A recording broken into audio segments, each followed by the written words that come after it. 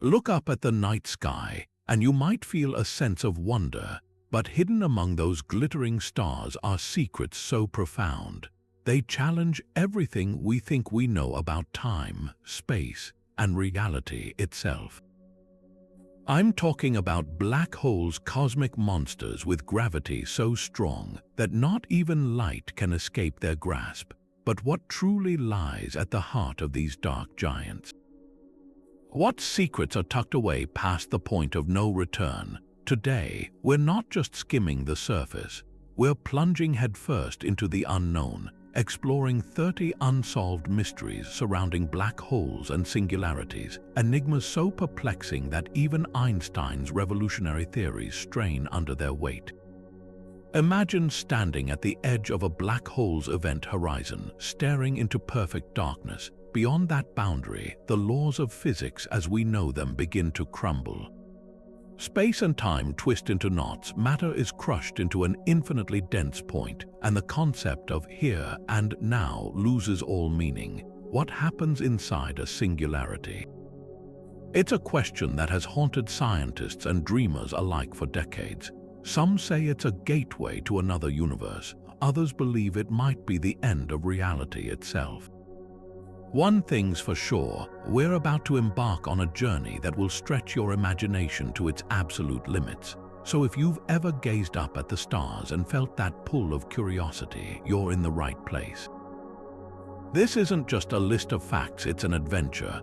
Together, we'll unravel puzzles that defy intuition, explore theories that sound more like science fiction, and maybe, just maybe, get a little closer to understanding the universe's greatest kept secrets. From the eerie silence behind a black hole's shadow to the mind-bending paradoxes that could rewrite physics itself, we're diving deep into the cosmos' most captivating mysteries. Ready to explore? Let's begin.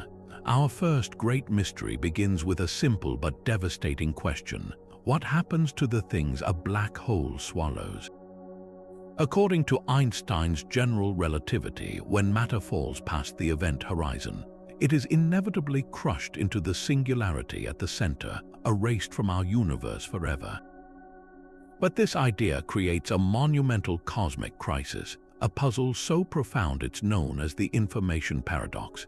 And the man who discovered it was none other than the legendary physicist Stephen Hawking. In the 1970s, Hawking made a stunning realization. Black holes aren't completely black. Due to the bizarre rules of quantum mechanics, pairs of particles and antiparticles constantly flicker into existence at the very edge of the event horizon, borrowing energy from the vacuum of space before annihilating each other and returning the energy. But right at that precipice, something strange can happen. One particle might fall into the black hole while the other escapes, stealing a tiny bit of the black hole's mass and radiating away into space. This is Hawking radiation, a slow leak that causes black holes to evaporate over unimaginable eons. Here's where the paradox truly strikes. Hawking radiation is random noise. It carries no information about the original material that formed the black hole. So, if a black hole made from a collapsed star evaporates completely over trillions of years, all that remains is this featureless thermal radiation. The star, with all its unique properties, its composition, its mass, its structure, is seemingly gone for good. Its information has been deleted from the universe. This is a direct violation of a fundamental law of quantum mechanics, which states that information can never be truly destroyed. It can be scrambled, hidden, or made incredibly difficult to read, but it must always, in principle, be recoverable. If you burn a book, the information isn't lost, it's just transformed into the precise arrangement of ash and smoke. If you could reverse every single particle, you could reconstruct the book. Hawking's discovery suggested black holes are the ultimate shredders, burning the book and then burning the ashes, violating the core principle of quantum physics. This set off a decades-long war between the two pillars of modern physics. General relativity says the information is lost inside the singularity. Quantum mechanics says that is absolutely impossible. So who is right? Most physicists today side with quantum mechanics, believing the information must be preserved. But how? One leading idea suggests the information isn't lost inside, but is somehow encoded on the surface of the event horizon itself, a holographic imprint of everything that falls in. Then, as Hawking radiation escapes, it carries that information away, imprinted in subtle correlations between the radiating particles. It would be like burning that book, but the smoke particles organizing themselves into a perfect, invisible copy of the text.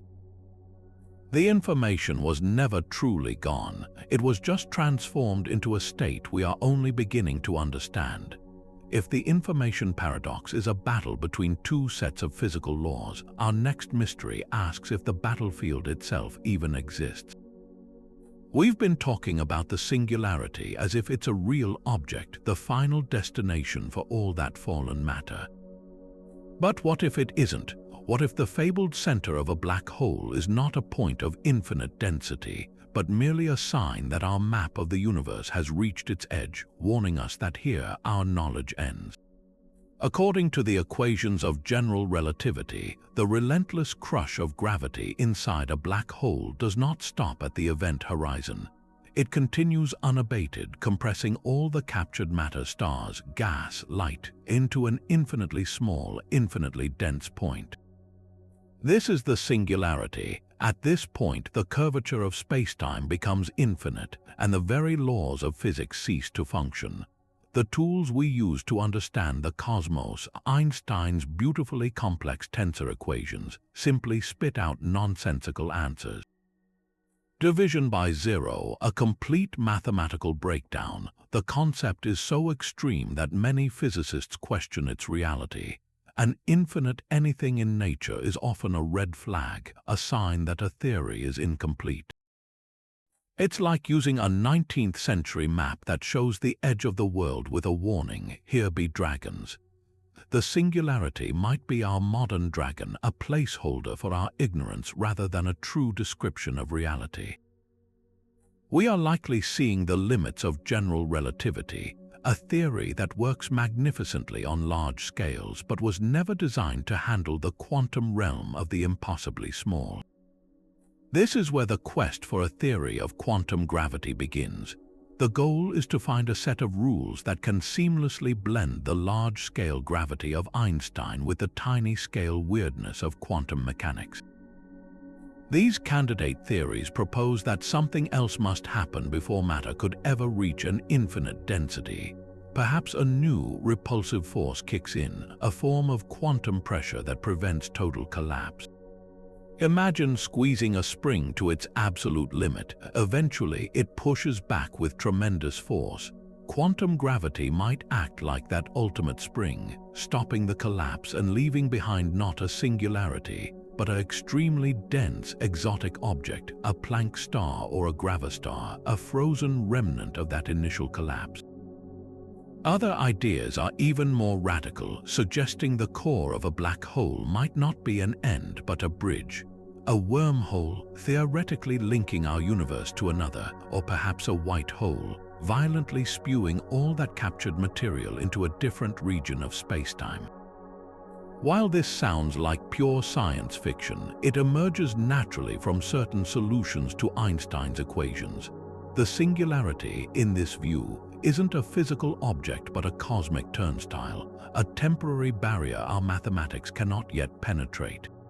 The true nature of the singularity remains one of the most fundamental questions in all of physics. Is it the final period at the end of a star's sentence, or is it simply an ellipsis, hinting at a deeper, more complex chapter of the universe we have yet to read? Solving this mystery wouldn't just tell us what happens to matter inside a black hole. It would provide the missing key to a unified theory of physics, a deeper understanding of the very fabric of reality. But if a singularity is a one-way street into oblivion, what about the possibility of a cosmic U-turn? This brings us to our third great mystery, a concept that feels like it was ripped from the pages of the most imaginative science fiction, the white hole. As the name suggests, a white hole is theorized to be the exact opposite of a black hole.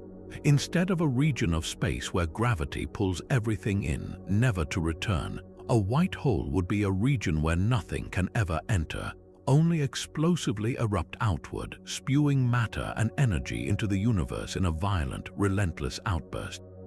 The idea emerges directly from the mathematics of general relativity. Einstein's equations, which describe the curvature of spacetime, are time-symmetric. This means that if a solution to the equations describes a process moving forward in time, there is often a valid solution that describes that same process running in reverse.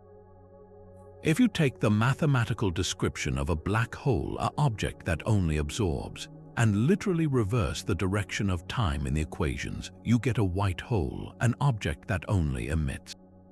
It's the ultimate cosmic repayment, a place where everything a black hole ever swallowed might come roaring back out. Imagine trying to approach a white hole.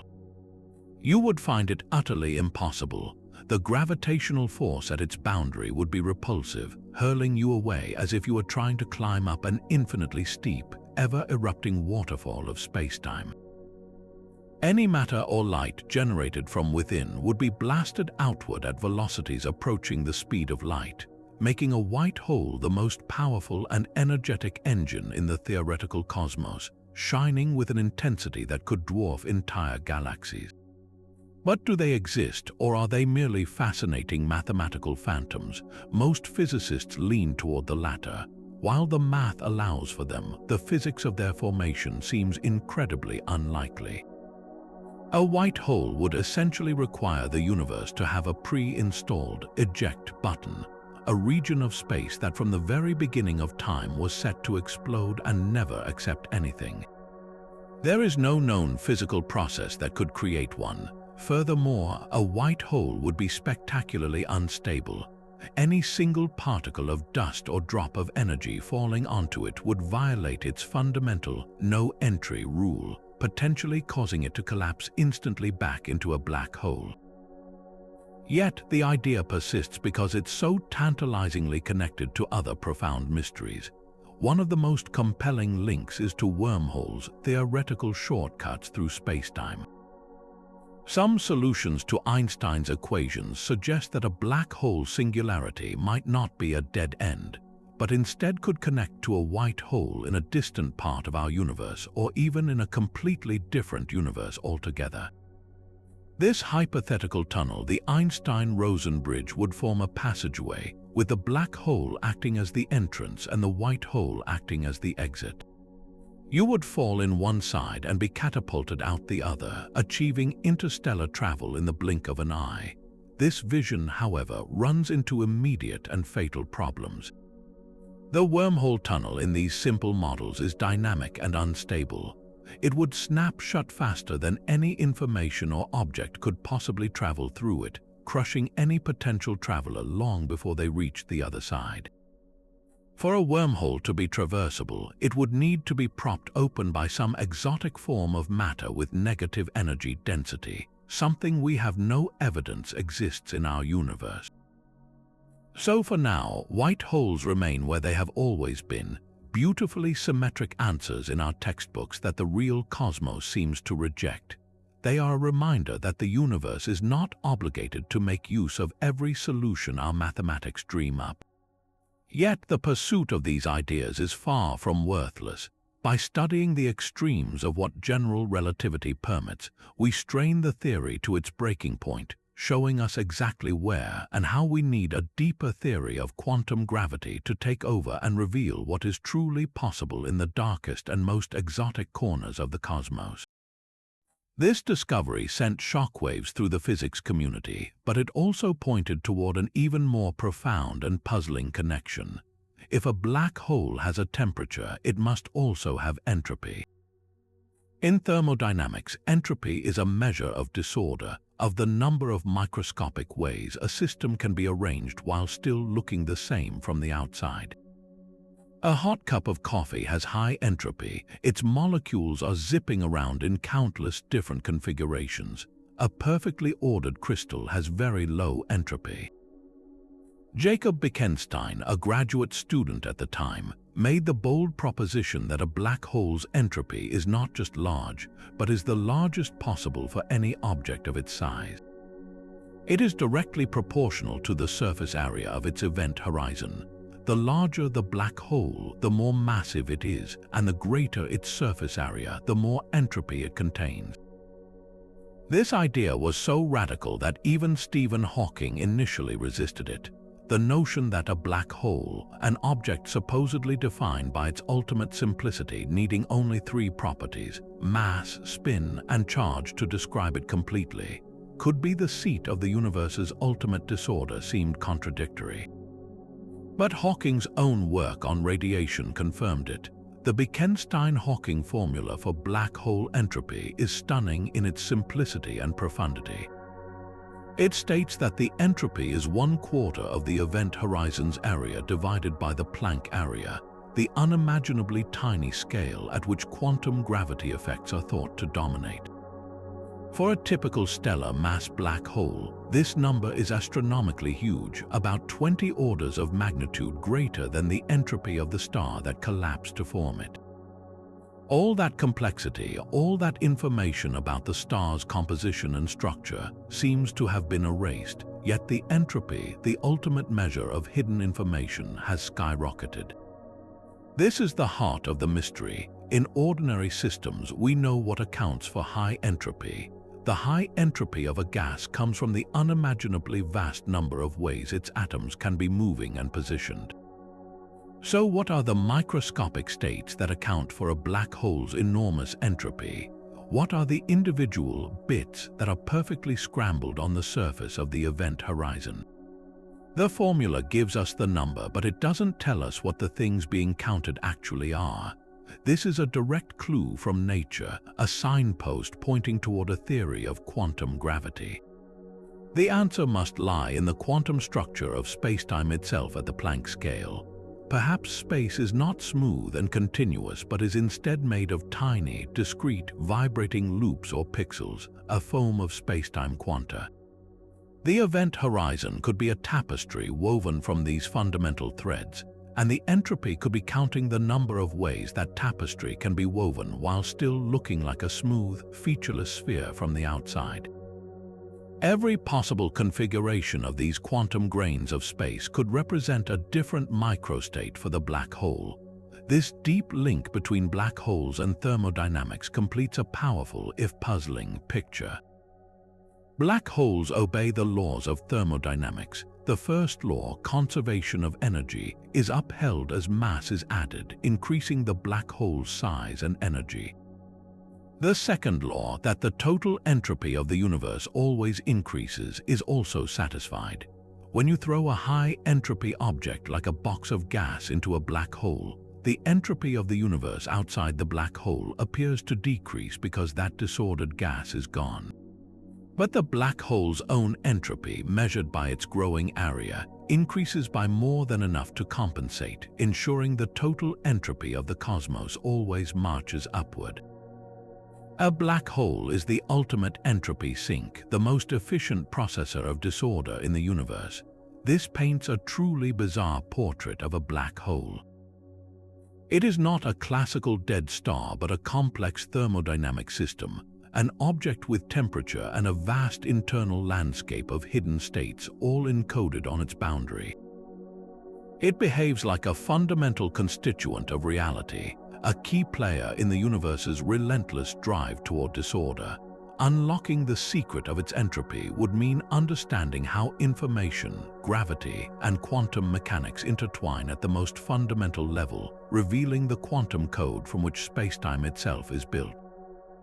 But just as we begin to accept this thermodynamic view of a black hole, a shocking new idea emerges, one so violent and counterintuitive it threatens to tear apart our understanding of the event horizon itself.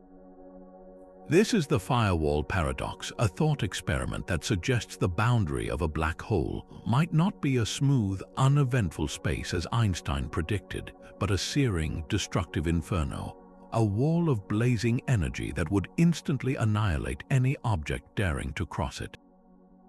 The roots of this paradox lie in the strange quantum phenomenon of entanglement. Remember those pairs of particles that flicker into existence at the event horizon. In Hawking's original calculation, one particle falls in while its entangled partner radiates away. This entanglement is a crucial link. It's what allows the process to conserve energy and proceed smoothly. For the radiation outside to be purely thermal, as Hawking first described, the particle that falls in must be perfectly entangled with the one that escapes.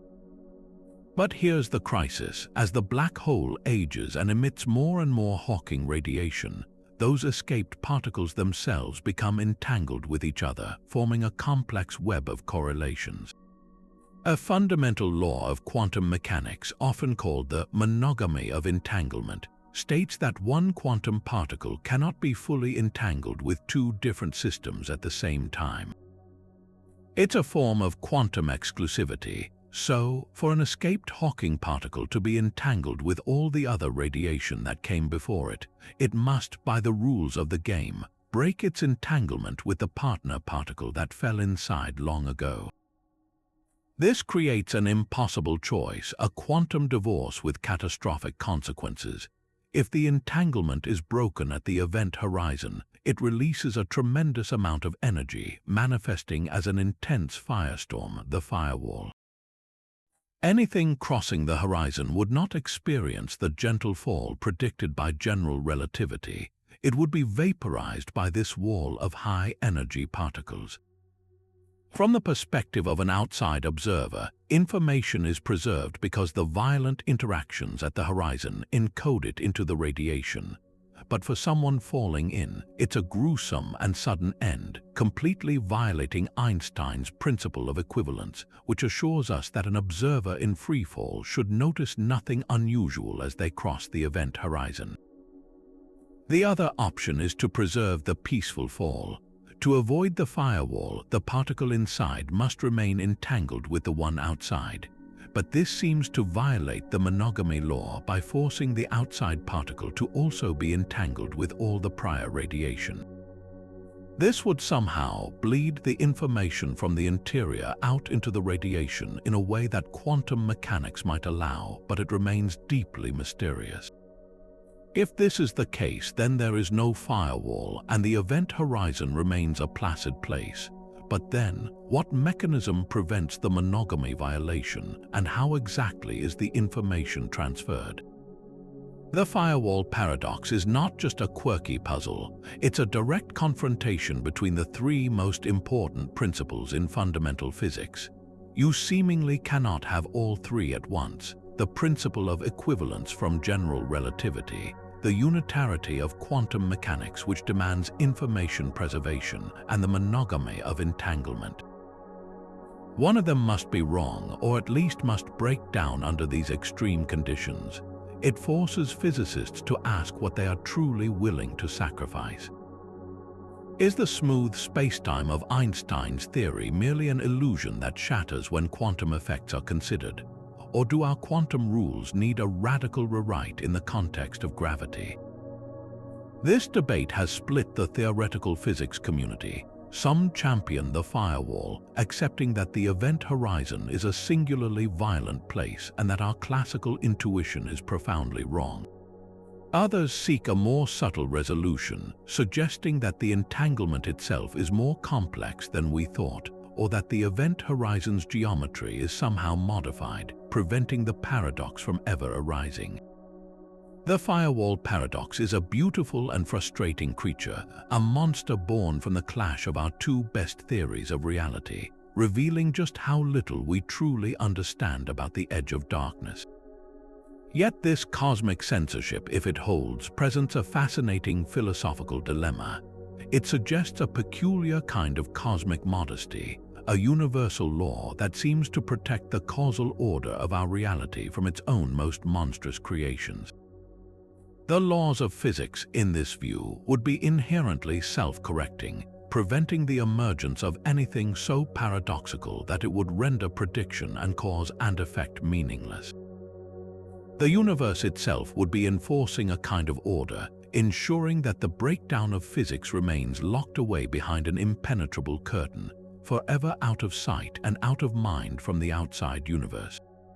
It's a comforting idea, one that preserves our ability to do science and understand the cosmos through observation and logical deduction. But what if this censorship fails? The possibility is as terrifying as it is thrilling. A naked singularity would be a true anomaly, a region of infinite density exposed for the entire universe to see. The consequences would be nothing short of revolutionary. For starters, the predictability that is the bedrock of physics would vanish. With the laws of physics breaking down in a visible region of space, it would become impossible to calculate the future based on the present. An observer could theoretically throw an object into the naked singularity and receive no predictable outcome whatsoever.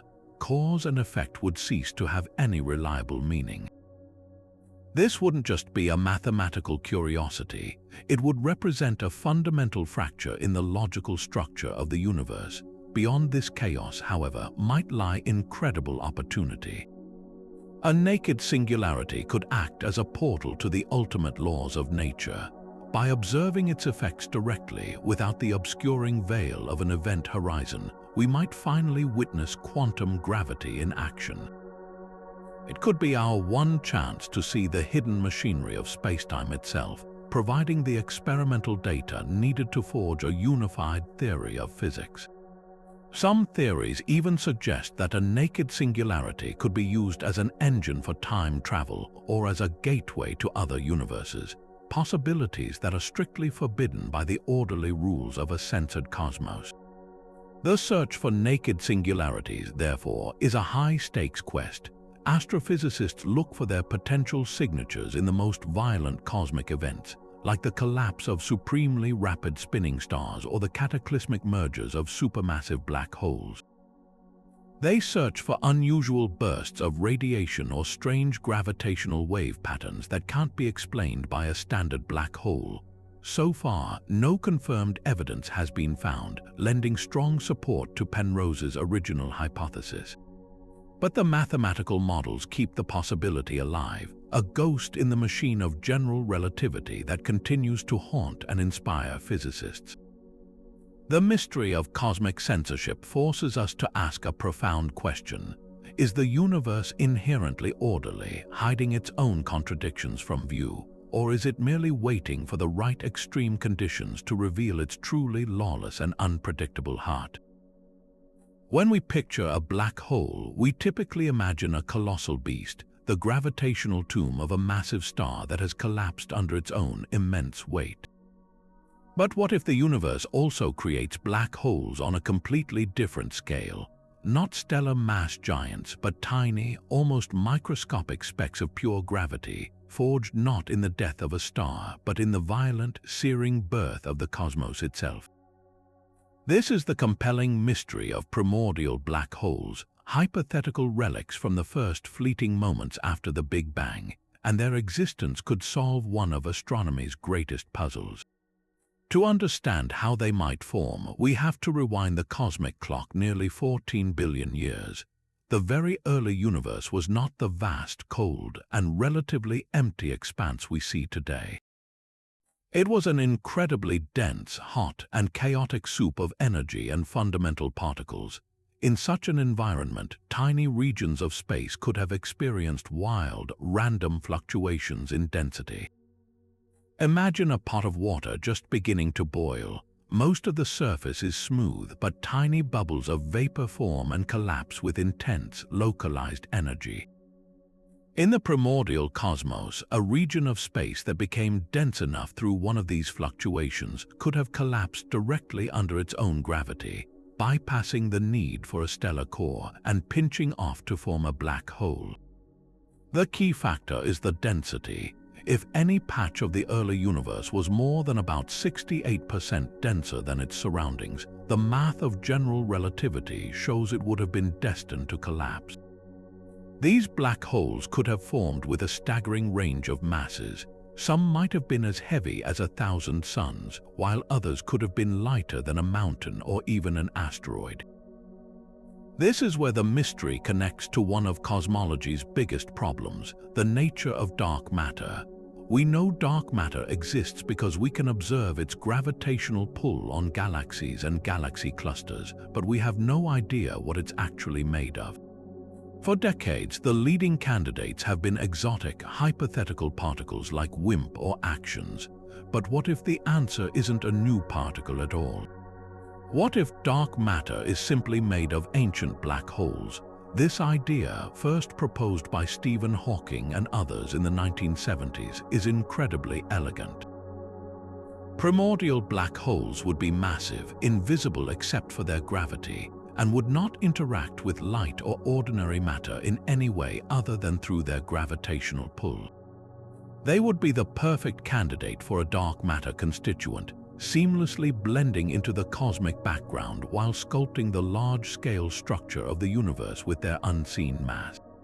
A population of these ancient objects scattered throughout the halos of galaxies could account for all the missing mass we've been searching for. Yet, if they are everywhere, why haven't we found one? The search has been long and difficult precisely because of their nature. A typical asteroid mass primordial black hole would have a Schwarzschild radius smaller than an atom. You could hold one in your hand and not even know it was there, its microscopic event horizon exerting a tiny, almost imperceptible gravitational tug. Detecting something so incredibly small and dark is a monumental technological challenge. Astronomers have looked for their signatures using a technique called gravitational microlensing. The idea is that if a primordial black hole were to pass directly between Earth and a distant star, its gravity would act as a lens, bending the starlight and causing the star to temporarily brighten in a very specific way. Several surveys have monitored millions of stars for these telltale flashes. While a few candidate events have been spotted, none have provided conclusive proof, largely ruling out primordial black holes making up all of dark matter across a wide range of masses. But the window is not completely closed. They could still be a significant component if they exist within very specific mass ranges that are harder to probe. There is, however, another way we might finally spot them, not by their gravity but by their death. This brings us back to Hawking radiation. A fundamental prediction of this theory is that the smaller a black hole is, the faster it evaporates. A stellar mass black hole evaporates over timescales so long they are practically infinite, far longer than the current age of the universe. But a tiny, low-mass primordial black hole would be on a very different timescale. One with the mass of a small asteroid would be reaching the end of its life right about now, some 14 billion years after the Big Bang, and its final moments would not be quiet. As evaporation accelerates, the black hole would lose mass faster and faster, and the temperature of its Hawking radiation would skyrocket. In the last fraction of a second of its existence, it would release all of its remaining energy in an incredible, instantaneous burst of high-energy gamma rays and particles. This presents a tantalizing possibility. Our space telescopes are constantly monitoring the sky for gamma ray bursts, which are typically caused by the deaths of massive stars or the collisions of neutron stars. Could some of these bursts actually be the final, explosive screams of dying primordial black holes? Astronomers sift through the data looking for bursts that don't quite fit the standard profiles, ones that are a little too short, a little too energy deficient, or that come from seemingly empty regions of space with no host galaxy or stellar remnant in sight. Finding such a signal would be a monumental discovery, a direct observation of Hawking radiation that would simultaneously confirm the existence of primordial black holes and provide breathtaking insight into the physics of the very early universe. The hunt for these ancient cosmic fossils is more than just a niche pursuit. It represents a profound shift in how we think about the contents of our universe. It forces us to consider that the dark matter holding galaxies together might not be a cloud of unknown particles, but a swarm of ancient gravitational traps, each a silent remnant from the universe's first furious second. Discovering them would open a direct window into a time so early that no telescope can ever see it, allowing us to study the conditions of the Big Bang through the ghostly imprints it left behind. But if the silent formation of primordial black holes represents one end of the cosmic spectrum, their dramatic and violent end sits at the other extreme. Now, let's turn our attention to a phenomenon that is neither silent nor subtle, but one of the most energetically catastrophic events in the entire universe: the collision of two black holes. This isn't just a merging of masses, it's a fundamental reshaping of spacetime itself, an event so powerful it literally shakes the fabric of the cosmos, sending out ripples that we, incredibly, have now learned to detect. For most of human history, our understanding of the universe came entirely from light. Telescopes collected photons across every wavelength, from radio waves to gamma rays, painting a picture of the cosmos. But black holes, by their very definition, are the absence of light. They are the darkest objects imaginable. So how could we ever hope to study the precise moment when two of them spiral together and become one? The answer arrived not through a new telescope, but through a radical new sense: the ability to hear the vibrations of space-time. These vibrations are gravitational waves, first predicted by Albert Einstein a century ago. He theorized that accelerating massive objects, like two orbiting black holes, would generate ripples in the very geometry of the universe, waves that would propagate outward at the speed of light, stretching and compressing everything in their path. For decades, this was considered an untestable theory. The distortions were thought to be impossibly tiny, a fraction of the width of a proton over a distance of several miles. Detecting them seemed like a fool's errand. That all changed on September 14, 2015. The Laser Interferometer Gravitational Wave Observatory, or LIGO, made the first direct detection of gravitational waves. The signal, designated GW150914, was a mere 0.2-second chirp in the data, but it told an epic story. It was the sound of two black holes, roughly 30 times the mass of our Sun each, orbiting each other hundreds of times per second in the final, frantic moments before a cataclysmic merger over 1.3 billion light-years away. The energy released in that final fraction of a second was staggering. For a brief moment, the merging black holes pumped out more power in gravitational waves than all the stars in the observable universe combined put out in light. It was a direct, unobscured view into the darkness, confirming not only the existence of gravitational waves, but also of binary black hole systems themselves.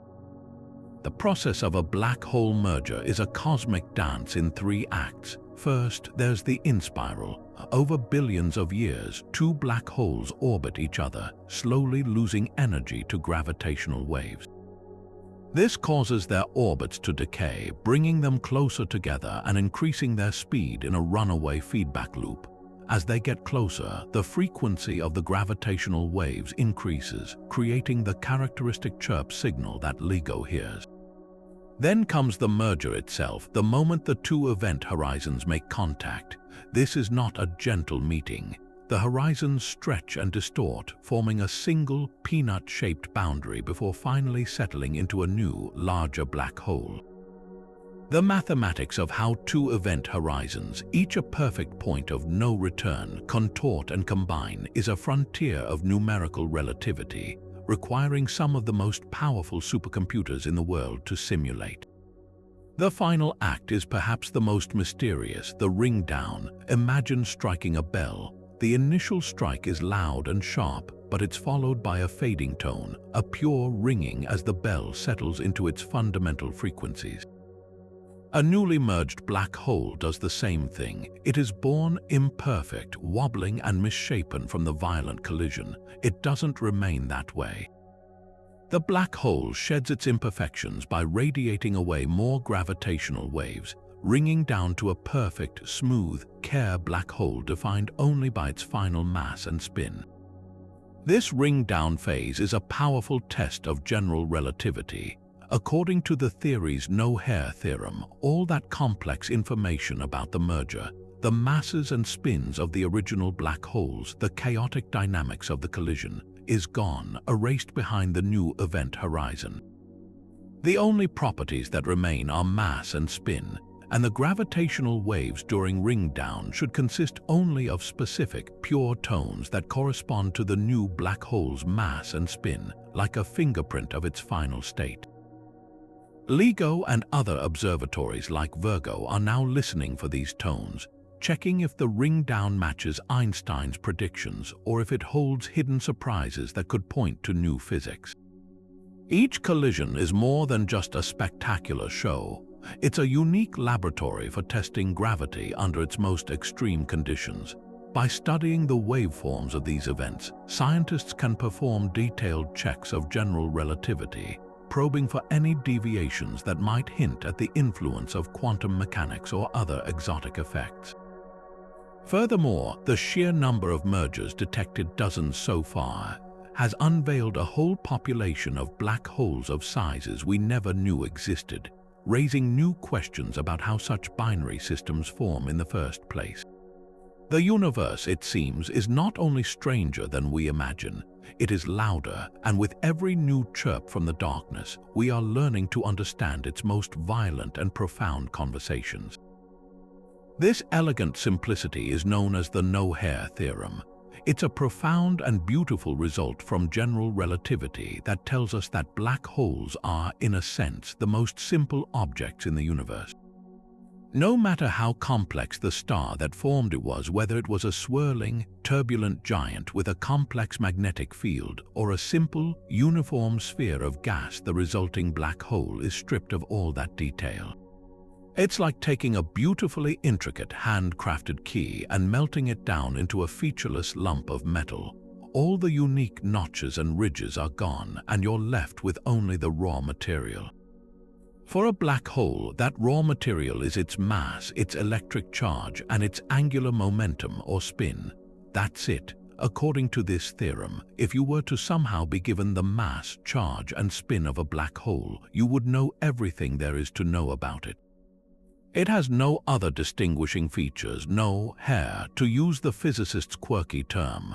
This creates a picture of incredible austerity. A black hole is a perfect vacuum cleaner for information, seemingly erasing a universe of complexity and leaving behind a perfectly smooth, featureless object. But this very simplicity creates a direct and head-on collision with quantum mechanics, which insists that information can never be truly lost. If the no-hair theorem is absolutely true, then it is the ultimate expression of information loss, and the information paradox we discussed earlier becomes an insurmountable wall. This has led many physicists to ask a critical question: is the no-hair theorem truly a fundamental law, or is it merely an approximation, a classical illusion that shatters when we bring quantum physics into the picture? The hunt is now on for what theorists call quantum hair. This is the idea that while a black hole may appear perfectly smooth and simple from the perspective of classical general relativity, its quantum mechanical nature might imprint subtle structures or features on its event horizon, a kind of faint quantum fuzz that preserves information about what fell in. Think of it this way: imagine you have two different books, one a romance novel and the other a dense science textbook. If you burn them both according to classical physics, you're just left with identical piles of ash. But if you could analyze the quantum states of every single atom in those ash piles, you would find subtle correlations and differences that, in principle, could be used to reconstruct which book was which. Quantum hair suggests the event horizon might work in a similar way. The information isn't gone, it's just encoded in a quantum language we are only beginning to learn how to read. One compelling line of research suggests that the gravitational field itself might hold onto this hidden information. The idea is that the matter that falls into a black hole leaves a faint but permanent imprint on the space-time curvature outside the event horizon. This wouldn't be a dramatic change. It wouldn't add a new charge or change the spin in a way we could classically measure. Instead, it would create incredibly subtle differences in the gravitational field, differences so minute they would require a quantum gravity thermometer to detect. Two black holes with identical mass, charge, and spin, but which were formed from different types of stars, might have ever so slightly different gravitational field structures. This would be their quantum hair, a whisper of their history frozen into the fabric of space-time around them. This concept received a significant boost in recent years from work by scientists like Professor Xavier Comet of the University of Sussex. His team's calculations suggest that when quantum corrections are applied to a black hole's gravity, the matter inside does indeed affect the gravitational field in a permanent way, providing a mechanism for information to be preserved outside the event horizon. It's as if every object that falls in leaves a unique quantum fingerprint on the black hole's gravitational field, a fingerprint that is infinitesimally small but fundamentally there. If this is correct, then the no-hair theorem isn't wrong, it's just incomplete. It perfectly describes the black hole from a large-scale classical view, but a deeper quantum view reveals a complex tapestry of hidden information, a story written in the quantum grammar of gravity itself. This shifts our perspective of the event horizon from a simple, deadly boundary to something far more interesting, a dynamic quantum informational surface. The holographic principle, which we touched on earlier, takes this idea to its extreme. It proposes that all the information about everything that has ever fallen into a three-dimensional black hole is not lost inside, but is instead perfectly encoded and preserved on its two-dimensional event horizon. The horizon acts like a cosmic hard drive, with every bit of information about fallen stars and planets stored on its surface in Planck-sized pixels. In this view, the black hole has an enormous amount of hair, but it's all plastered flat against its head, invisible to a classical observer. The no-hair theorem, then, doesn't describe a lack of information, but rather its ultimate compression and encryption. The challenge for physics is to find the key to decrypt it, to learn how to read the quantum script written on the surface of the dark. But what if a black hole could be more than just a cosmic vacuum? What if, under the right circumstances, it could act as the most powerful engine in the universe, a battery waiting to be tapped? This brings us to our 10th mystery, a phenomenon so counterintuitive it feels like cheating the laws of physics, the ability to literally steal energy from a spinning black hole. To understand how this is possible, we have to venture beyond the event horizon of a rotating, or care, black hole. Just outside this ultimate boundary lies a region of truly bizarre spacetime known as the ergosphere. This is not a place of no return, but it is a place where the normal rules break down. A rotating black hole doesn't just sit in space, it drags the very fabric of spacetime around with it, an effect known as frame dragging. The ergosphere is the region where this dragging is so powerful that it becomes impossible for any object to remain stationary. No matter how powerful your rockets are, you cannot fight the current. You are forced to rotate with the black hole. It's like being caught in a cosmic whirlpool where the water itself, the space-time, is spinning at a frantic pace. It is within this chaotic, swirling region that a brilliant mechanism for energy extraction becomes possible, thanks to the work of physicist Roger Penrose. Imagine an advanced civilization needing a power source for their galactic empire, sending a mission into the ergosphere of a suitable black hole. Their ship carries a large payload which they break into two parts.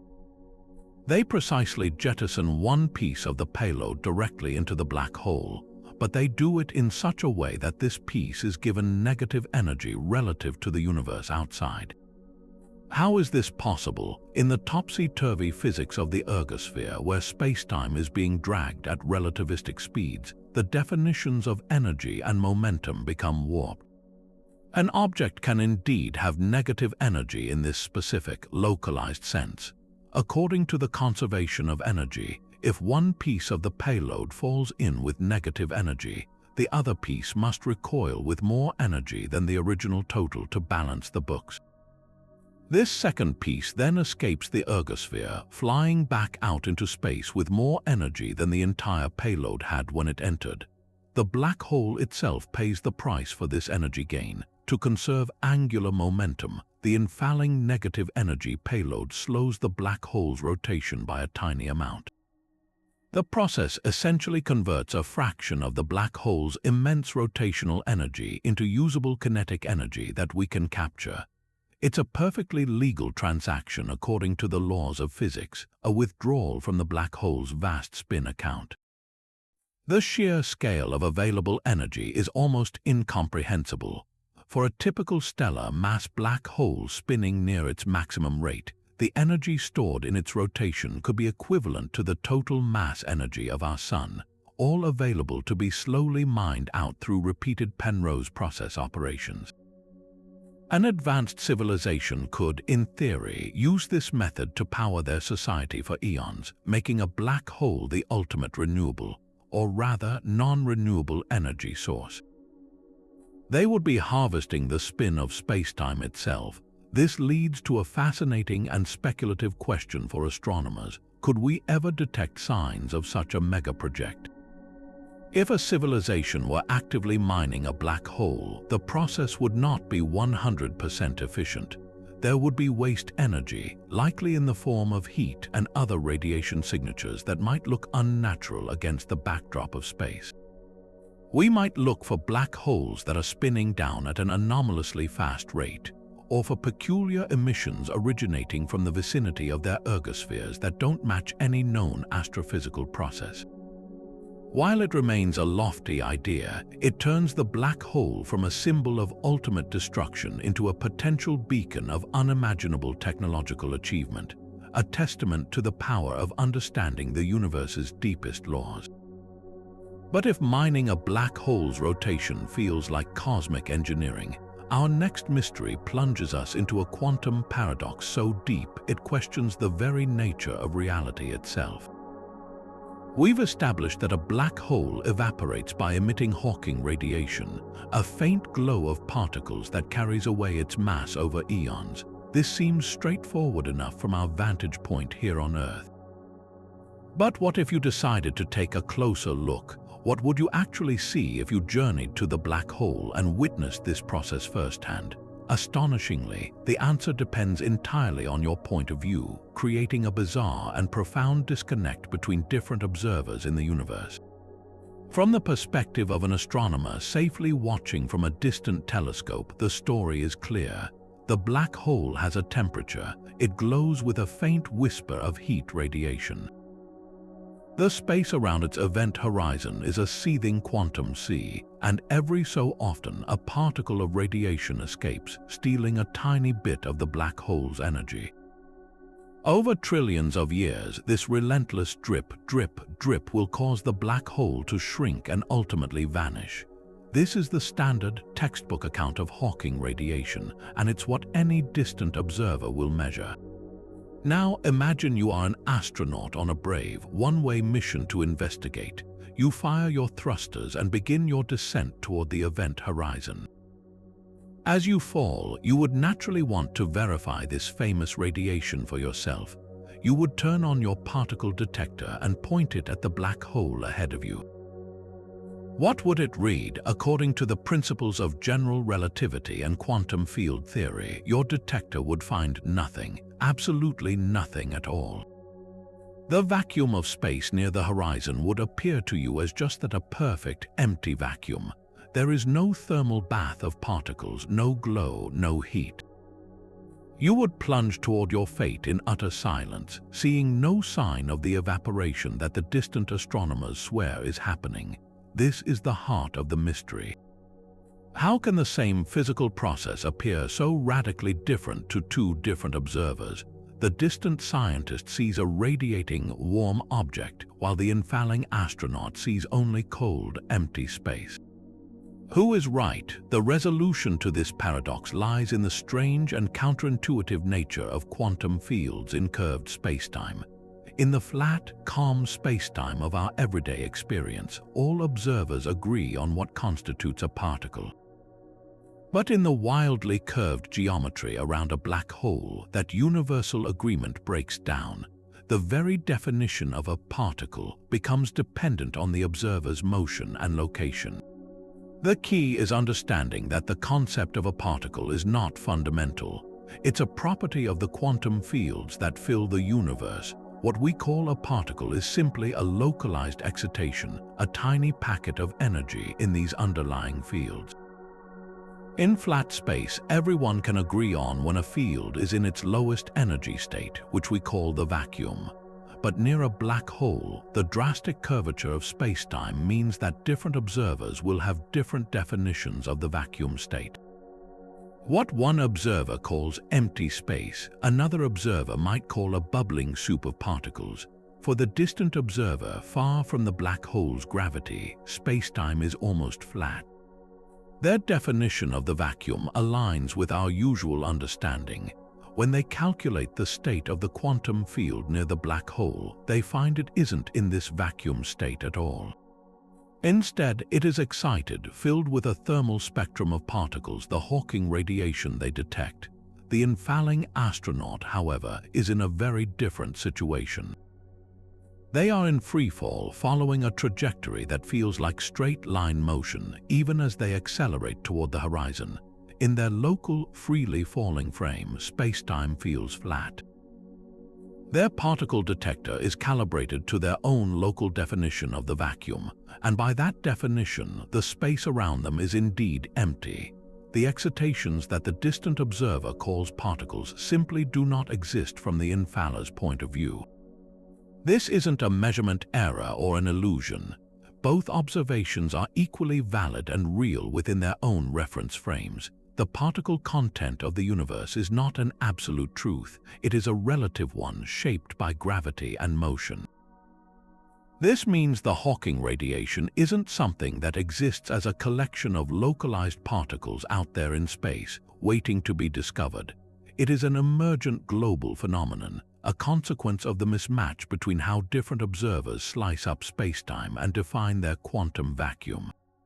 The radiation is real to the distant observer because their method of measuring the quantum field picks up these excitations. It is unreal to the infalling observer because their method of measurement does not. This observer-dependent reality is one of the most mind-bending consequences of marrying quantum mechanics with general relativity. It tells us that at the most fundamental level, our experience of the universe, even something as basic as detecting a particle, is not a universal given but is intimately tied to our own path through the cosmos. The black hole doesn't radiate in an absolute sense. It radiates for you depending on where and how you are observing it. This paradox doesn't invalidate Hawking's calculation. It deepens it, revealing a universe far more subtle and interconnected than we ever imagined, where observation and reality are inextricably linked at the very edge of darkness. But this strange observer dependence of Hawking radiation isn't the only quantum quirk haunting the event horizon. To truly grasp its nature, we have to zoom in, far beyond what any telescope can see, to the very fabric of spacetime at the smallest scales imaginable. This brings us to our next great mystery. What does the event horizon actually look like if we could observe it with a microscope powerful enough to see quantum effects? The startling theoretical answer is that it might not be the sharp, definite boundary we imagine. Instead of a smooth mathematical surface, the very edge of a black hole could be a seething, chaotic froth of quantum fluctuations, a realm of constant, violent jitters that might hold the key to the information paradox itself. We often picture the event horizon as a perfectly spherical, static shell in space, a clean line dividing the universe into outside and inside. This is the classical picture from general relativity, and for large-scale objects like stars and planets, it's an excellent approximation. But when we venture down to the Planck scale distances of about 10 to the minus 35 meters, our classical intuition completely breaks down. Here, the universe is governed by the wild and uncertain rules of quantum mechanics. According to our best ideas for a theory of quantum gravity, like string theory or loop quantum gravity, space-time itself is not smooth and continuous. At these ultra-tiny scales, it is believed to be a bubbling, foaming, chaotic sea of virtual particles and fluctuating geometries. It's like looking at the surface of a calm pond. From a distance, it appears glassy and smooth, but up close, you see it's a tumultuous dance of molecules constantly jostling and vibrating. This concept of space-time foam, first proposed by physicist John Wheeler, suggests that the event horizon of a black hole cannot be a perfectly sharp, fixed surface. Instead, it must be blurry, fuzzy, and constantly fluctuating. Its precise location would be fundamentally uncertain, jittering and shimmering over a tiny region on the order of the Planck length. One moment, a particle might be just outside the horizon. A Planck time later, a quantum fluctuation might cause the horizon to briefly bulge outward, swallowing the particle, only to then recede and spit it back out. This isn't a mechanical process, but a fundamental property of a quantum gravitational world. The horizon isn't a wall, it's more like a tumultuous storm front, a boundary that is intrinsically fuzzy and impossible to pin down with perfect precision.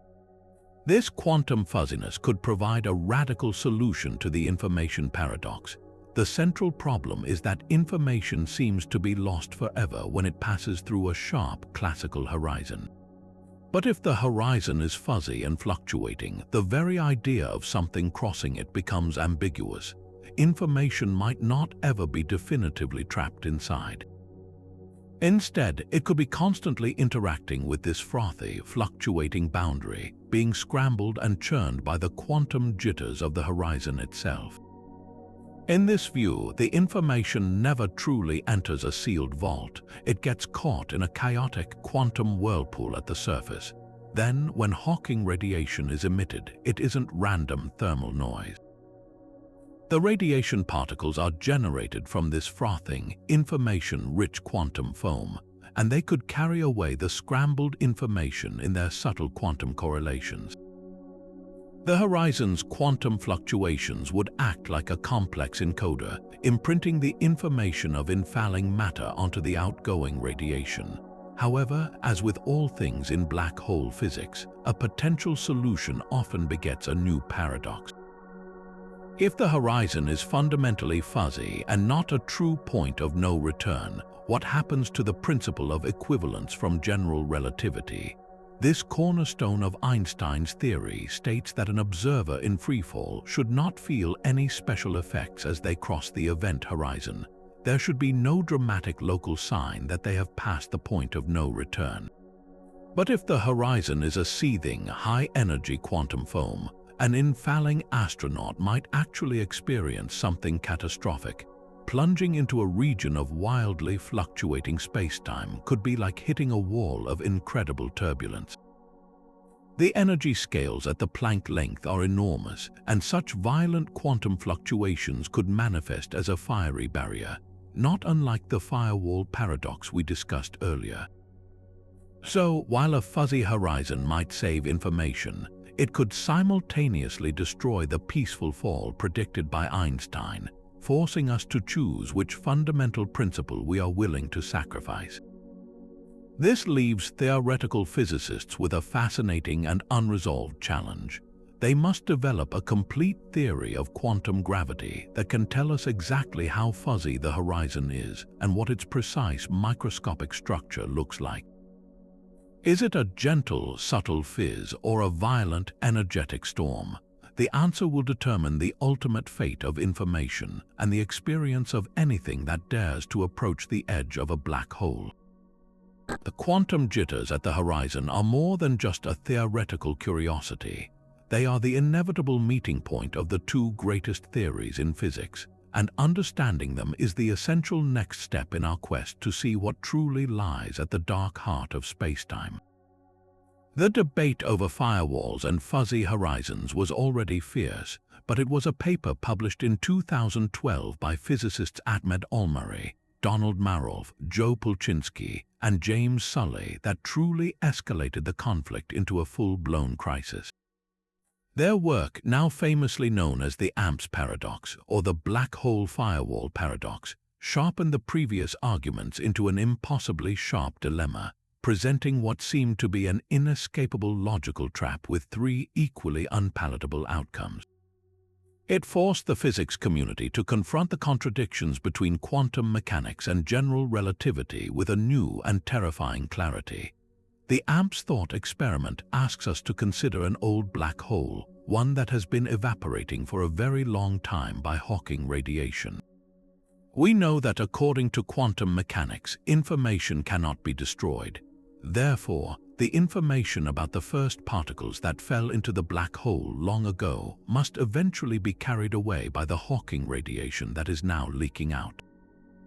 This means that the radiation particle escaping today, which we'll call Bob, must be entangled with the radiation that escaped much earlier, which we'll call Alice. This entanglement is crucial. It's the mechanism by which the information is encoded and preserved in the outgoing radiation. So, Bob is entangled with Alice. This is a quantum link that must be maintained for information to be saved. Now, let's rewind Hawking's original calculation. That escaping particle, Bob, was born as one half of a pair of virtual particles that popped into existence at the event horizon. His partner, let's call him Bob's partner, fell into the black hole. According to the foundational principles of quantum field theory in curved spacetime, this pair must also be entangled. It is this entanglement that allows the process to conserve energy and proceed smoothly. So, Bob must also be entangled with his infalling partner. This is where the paradox strikes with full force.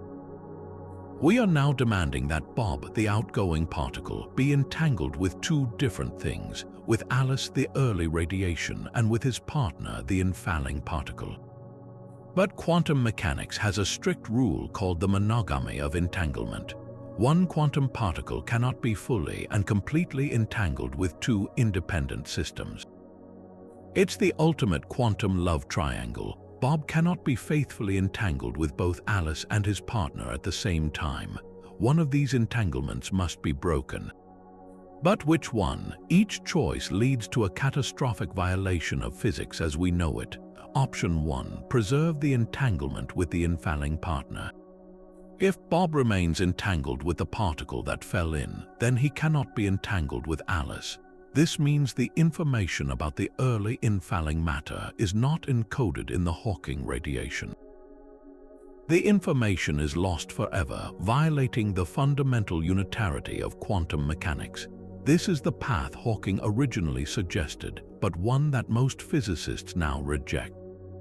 Option 2. Preserve the entanglement with Alice. If Bob is entangled with the early radiation to save information, then he must break his entanglement with his infalling partner. But severing a quantum entanglement is not a quiet affair. It requires a tremendous input of energy, and that energy would manifest as an intense wall of high-energy particles, a firewall right at the event horizon. Any astronaut falling into the black hole would not experience the smooth, uneventful crossing predicted by Einstein's equivalence principle. Instead, they would be vaporized instantly by this inferno of broken quantum bonds. General relativity is violated. Option 3. Perhaps there is a clever loophole. Maybe the entanglement is somehow transferred or the correlations are more complex, avoiding a direct violation of monogamy. Despite years of effort, no such loophole has been found that satisfies all the constraints without introducing even more bizarre concepts. The AMPS argument appears to be incredibly robust, leaving us with a terrifying trilemma. Either quantum mechanics is wrong and information is lost, or general relativity is wrong and the event horizon is a deadly firewall, or our understanding of quantum entanglement is profoundly incomplete. Faced with this impossible choice, many physicists have been drawn to a radical reinterpretation of reality known as black hole complementarity. Proposed by Leonard Susskind and others decades ago, this principle suggests that the paradox itself is an illusion, born from asking a question that has no single answer. Complementarity states that the experiences of the astronaut falling into the black hole and the distant astronomer watching from safety are both perfectly true and valid within their own frames of reference, but they can never be compared. There is no single, overarching viewpoint that can reconcile the two descriptions because no information can escape from inside the black hole to contradict the observer outside.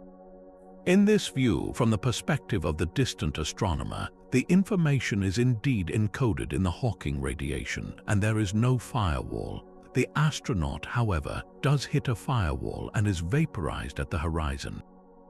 But crucially, the information content of the astronaut is not lost. It is immediately reflected in the Hawking radiation, encoded on the fiery wall itself. It's a grim form of cosmic recycling. The astronaut's experience is real for them, and the astronomer's observations are real for them, but the two realities are complementary descriptions of the same event, like the wave and particle descriptions of light in quantum mechanics. They are mutually exclusive perspectives that are both necessary for a complete understanding, yet logically incompatible from a single point of view. This seems like a neat solution, but the AMP's paradox specifically attacks the core of complementarity. It argues that if the information is truly on the horizon in the form of a firewall, then it cannot also be inside the black hole for the astronaut to experience, and vice versa. The monogamy of entanglement demands a choice that complementarity tries to sidestep. The debate rages on, with some physicists arguing that complementarity, properly understood with modern quantum information theory, can still resolve the paradox, while others believe it is a clear sign that we need to abandon one of our most cherished principles about the nature of spacetime. The AMP's firewall remains one of the most potent and unsettling thought experiments in modern physics, a stark reminder that at the edge of a black hole, our understanding of reality itself is pushed to the breaking point. Yet the firewall paradox forces us to confront the terrifying possibility that this peaceful passage might be an illusion, shattering our classical picture of the event horizon. But what if there is a way to preserve both the calm experience of the infalling astronaut and the information-preserving demands of quantum mechanics? This brings us to a breathtakingly elegant and radical proposal, one that suggests the key to resolving this entire conflict lies in a profound connection between two ideas that, on the surface, could not seem more different: the quantum entanglement of particles and the geometric structure of wormholes. This revolutionary idea is known as the ER equals EPR conjecture. To understand it, we need to unpack its two parts. ER refers to the Einstein-Rosen bridge, the formal name for a wormhole, a theoretical tunnel through spacetime, a shortcut connecting two distant points or even two different universes. EPR, on the other hand, stands for Einstein, Podolsky, and Rosen, the three physicists who, in a famous 1935 paper, first highlighted the bizarre, spooky action at a distance of quantum entanglement, where two particles can share a fate no matter how far apart they are. For decades, these were considered completely separate concepts. AR was a prediction of general relativity, a purely geometric structure. EPR was a strange feature of quantum mechanics, a ghostly connection that seemed to defy locality. They belonged to two different, incompatible worlds. The ER equals EPR conjecture, most prominently advocated by physicists like Leonard Susskind and Juan Maldacena, boldly proposes that these two ideas are not just related, they are two different descriptions of the exact same thing. It suggests that every instance of quantum entanglement, that spooky connection between two particles, is physically manifested by a microscopic wormhole, an ER bridge connecting them. The entanglement isn't some invisible, non-physical link. It is a literal, physical tunnel in the fabric of spacetime, albeit an incredibly tiny quantum-scale one. Conversely, every wormhole is built from and sustained by quantum entanglement. This isn't a bridge you could ever travel through in the classical sense. It's a Planck-scale structure, but it is fundamentally a geometric object. Now let's apply this astonishing idea to a black hole. Remember the Hawking radiation pairs. One particle falls in while its entangled partner escapes. According to ER equals EPR, those two particles aren't just mysteriously linked, they are connected by a microscopic wormhole. This provides a stunningly beautiful potential resolution to the information paradox and the firewall problem. The information from the infalling particle doesn't have to travel back out through space to be imprinted on the escaping radiation, which would violate the laws of physics. Instead, the information can take the shortcut. It can travel through the microscopic wormhole that already connects them. The wormhole acts as a direct pipeline, a back channel for information to escape the black hole's clutches without ever having to cross the event horizon. From the perspective of the outside universe, the information is carried away in the Hawking radiation. From a geometric perspective, it simply took a hidden tunnel to get there. This redefines the very nature of the black hole interior. What we classically think of as a deep, infinitely deep pit inside the event horizon might not be a void at all. Instead, it could be a complex, tangled web of countless microscopic wormholes, each one connecting a piece of the interior to a particle of Hawking radiation that escaped long ago. The black hole's interior isn't a separate place, it's plugged in to the external universe through a vast network of quantum connections. This could explain how information is preserved without requiring a violent firewall. An astronaut falling in wouldn't hit a wall of energy because there is no sharp boundary where information is lost. The event horizon is purified by these hidden wormhole connections, ensuring a smooth passage while still obeying the rules of quantum mechanics. The terrifying trilemma of the AMPS paradox is resolved by changing the very geometry of spacetime at the quantum level. The implications of this conjecture are staggering, reaching far beyond black holes. It suggests that the fabric of spacetime itself might be woven from quantum entanglement. The reason the universe appears to have a smooth, continuous, three-dimensional geometry is because of an incredibly dense, complex network of entangled quantum states. Spacetime isn't fundamental, it is an emergent property, a geometric manifestation of quantum information. Where there is no entanglement, there is no space. This provides the most intuitive and compelling picture we have for a theory of quantum gravity, finally offering a common language to unite the geometric world of Einstein with the informational world of quantum mechanics. The universe, in this view, is a hologram not just at the edges of black holes, but through and through, with its seemingly solid geometry emerging from a vast, entangled quantum code. But this astonishing picture of the black hole interior as a web of quantum connections isn't the only way these objects can surprise us. In fact, a spinning black hole can act as a completely different kind of engine, one that doesn't just passively leak energy, but can actively amplify it to staggering levels through a process so powerful it could, in theory, be weaponized. This is the phenomenon of superradiance, a fascinating instability where a black hole's rotation can be tapped to create enormous, swirling clouds of energy that wrap around it like a cosmic shroud. To grasp superradiance, we need to return to the ergosphere, that region of twisted spacetime outside a rotating black hole where the frame dragging is so intense that nothing can resist being pulled along. We already saw how the Penrose process allows us to mechanically extract energy from this rotation. Superradiance is the wave-based version of that same idea, and it operates on a principle similar to a child on a swing. If you push a swing at just the right time in its arc, you add energy to its motion, making it go higher.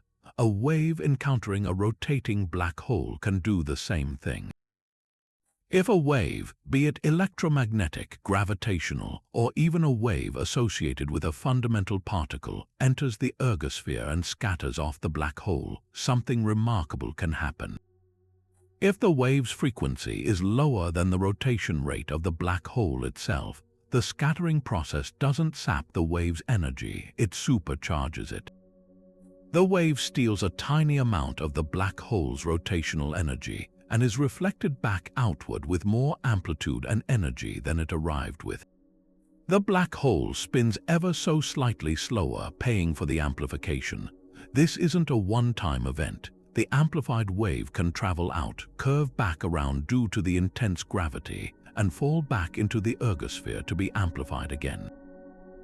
This creates a feedback loop. With each pass, the wave grows stronger, building up into a massive, coherent cloud of energy that occupies a stable orbit around the black hole. These aren't clouds of gas, they are immense standing waves of pure energy, oscillating at a specific frequency dictated by the black hole's mass and spin. For a gravitational wave, this cloud would be a rhythmic distortion of spacetime itself. For a light wave, it would be a blindingly bright halo. For a wave of matter, it would be a colossal cloud of particles. This process can continue until the cloud becomes truly enormous, potentially containing a significant fraction of the black hole's original mass energy, all siphoned from its spin.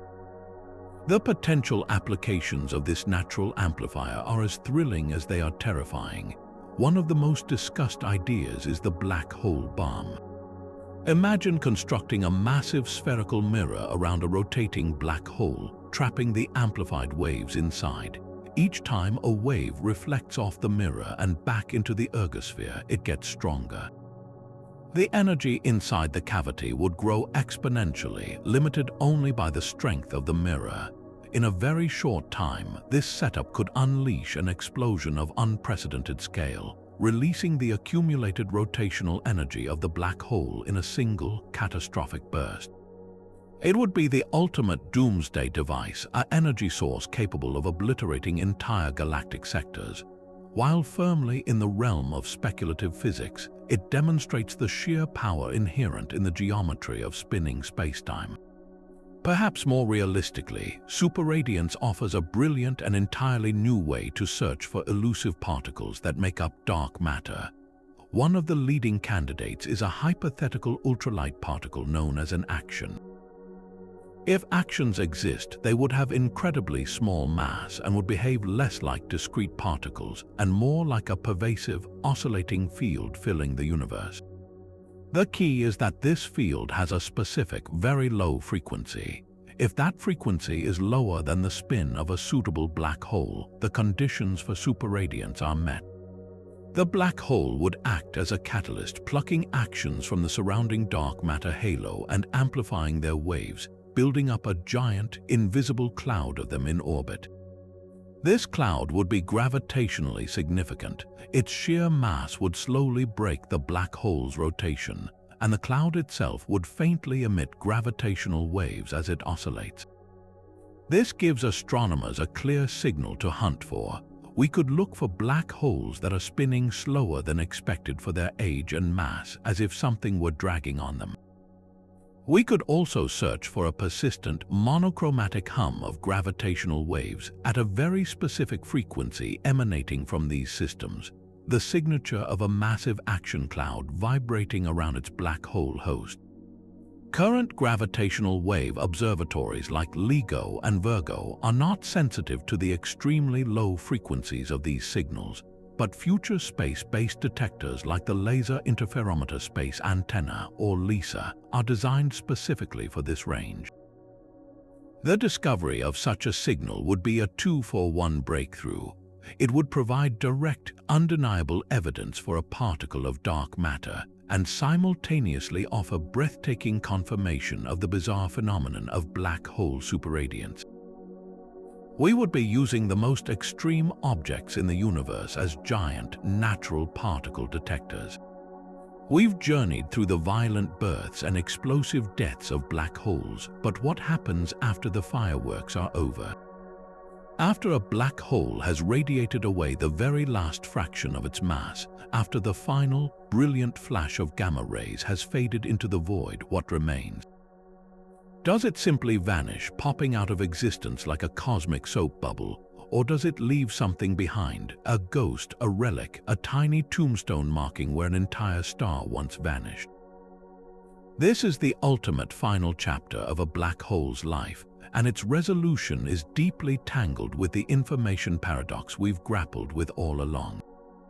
The standard story, based on Stephen Hawking's original work, is one of total evaporation.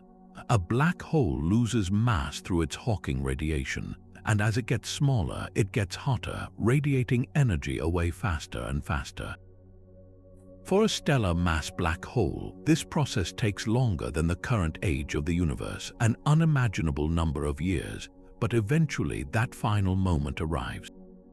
In its last second of existence, a tiny black hole with the mass of a mountain would unleash the energy of 1,000 hydrogen bombs as its radiation rate approaches infinity. And then silence, pure, empty space. The black hole would have completely and utterly vanished, leaving no trace of its once terrifying presence. It's a clean, elegant, and deeply troubling end. The trouble, of course, is information. If the black hole vanishes completely, then all the information about everything it ever swallowed, every atom of every star, every page of every book, every memory of every civilization that tragically fell in, vanishes with it. This is the information paradox in its final, most absolute form. Quantum mechanics forbids this, so physicists have been forced to consider alternatives. Perhaps the black hole doesn't vanish entirely. Perhaps it leaves behind a permanent, microscopic remnant. These hypothetical remnants wouldn't be black holes anymore, as they'd have no event horizon. Instead, they'd be something else entirely, stable, ultra-dense knots of spacetime or matter, containing all the information the black hole ever consumed, locked away forever. Imagine a single, timeless grain of sand that contains the entire Library of Congress encoded in its quantum structure. These remnants would be the universe's ultimate vaults. This idea solves the information problem. The information isn't destroyed, it's just locked in a safe we can never open, but it creates a new one, the remnant problem. If these remnants exist, they must be incredibly numerous, the silent, invisible ash from countless evaporated black holes drifting throughout the universe. And because they are stable and indestructible, their number can only increase over time. This leads to a bizarre and unsettling prediction. The universe would eventually become filled with an infinite number of these remnants. An infinite number of any object, no matter how small its individual probability, would mean that any physical process you can imagine, no matter how unlikely, would happen an infinite number of times. The entire cosmos would become a chaotic, unpredictable mess where probability itself breaks down. For many physicists, this is too high a price to pay, making remnants seem like an unappealing solution. So, if complete evaporation violates quantum mechanics and leaving a remnant violates our understanding of cosmology, what's left? A third, more radical possibility. The information does escape, but not in the way we think. The final moments of the black hole's evaporation might not be a simple flash of radiation. Instead, it could undergo a profound phase transition, a metamorphosis where the very concept of a black hole ceases to apply. When its mass gets down to the Planck scale, the rules of quantum gravity take over completely.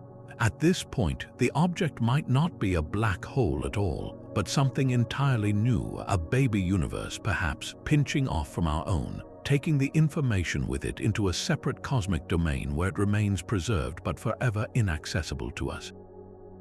Alternatively, the process could be less dramatic but even more strange. The information might be encoded not in a remnant, but in the precise correlations and patterns of the very last particles of Hawking radiation released in that final cataclysm. Decoding it would require collecting every single particle the black hole ever emitted and putting them all together like a billion-piece jigsaw puzzle spread across the entire universe and across all of time. The information would be saved, but it's so hopelessly scrambled and dispersed that it's effectively lost for any practical purpose. This would satisfy the letter of the quantum law that information cannot be destroyed, while acknowledging that it can be rendered permanently unrecoverable. The ultimate fate of a black hole is therefore more than just a question about stellar corpses. It is a direct probe into the most fundamental laws of reality. Will the universe uphold the purity of quantum mechanics, ensuring every bit of information is preserved somewhere, somehow? Or will it admit that some things can be truly erased, forcing a rewrite of our most basic physical principles? The answer lies in a domain we cannot yet observe, at energy scales we cannot yet reach, and in the final, silent whisper of a black hole's existence. It is the universe's last word on the nature of information, time, and existence itself. What if the key to unlocking the secrets of a black hole isn't found in the vastness of space, but by looking inward at the structure of an atom? This might sound like a strange comparison, but it's at the heart of a revolutionary approach to quantum gravity. Just as the early 20th century needed Bohr's model of the atom to explain the discrete energy levels of hydrogen, some physicists believe we now need a similar quantum model for black holes. This line of thinking suggests that these cosmic monsters might not be smooth, continuous objects, but instead possess a discrete, quantized structure, much like a gigantic, incredibly complex molecule. The inspiration for this idea comes from a stunning numerical coincidence that is too elegant to ignore. When Jacob Bekenstein calculated the entropy of a black hole, a measure of its hidden information, he found it was proportional to the area of its event horizon. This was strange because in everyday systems, entropy is proportional to volume. Why area? Later, researchers discovered something even more peculiar. If you take the formula for the quantum area of a black hole's event horizon, as suggested by loop quantum gravity, it implies that this area is made up of tiny, indivisible patches, each on the order of the Planck length squared. The kicker is that each of these fundamental area patches can only be in a finite number of quantum states. When you add them all up, the total number of microscopic configurations that give the same large black hole is exponential in the area, precisely matching the Bekenstein-Hawking entropy formula. It's a direct hint that the event horizon might be pixelated, a mosaic of quantum grains of space, and that a black hole's properties might be quantized just like the energy levels of an atom. This is where the black hole molecule analogy takes off. Think of a simple hydrogen atom. An electron can only occupy specific, discrete energy levels or orbitals around the proton. It can't exist in between. It must jump from one level to another, emitting or absorbing a photon of a very specific wavelength when it does. This is why atoms have unique spectral fingerprints. Now imagine a black hole not as a void, but as a system with its own set of quantum states. Its mass, its charge, and even its surface area could exist only in specific, discrete levels.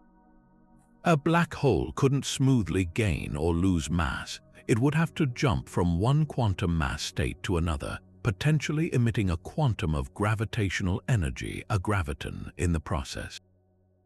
In this view, Hawking radiation might not be a perfectly smooth thermal spectrum. Instead, it could have subtle spikes and lines, a spectral signature imprinted by these quantum jumps, a unique fingerprint that could tell us about its internal structure. Exploring this idea has led to some incredibly detailed and predictive models.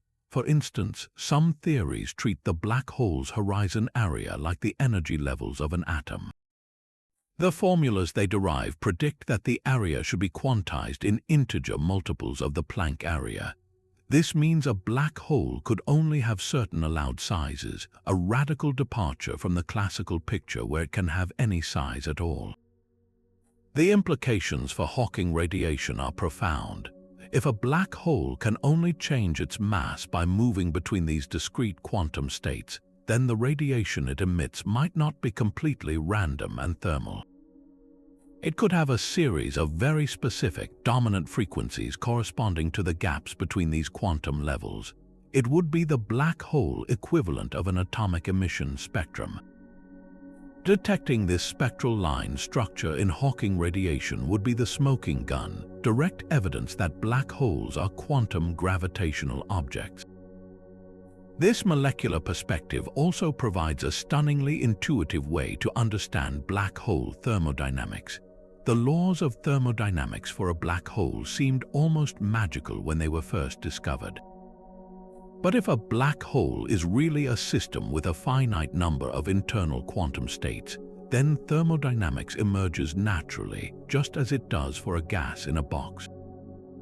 The temperature is related to how the number of internal states changes with energy. The entropy is simply the logarithm of the number of those states. The fact that entropy is proportional to area and not volume becomes less mysterious. It suggests that all the information and all the physics is actually happening on the surface, a powerful hint toward the holographic principle.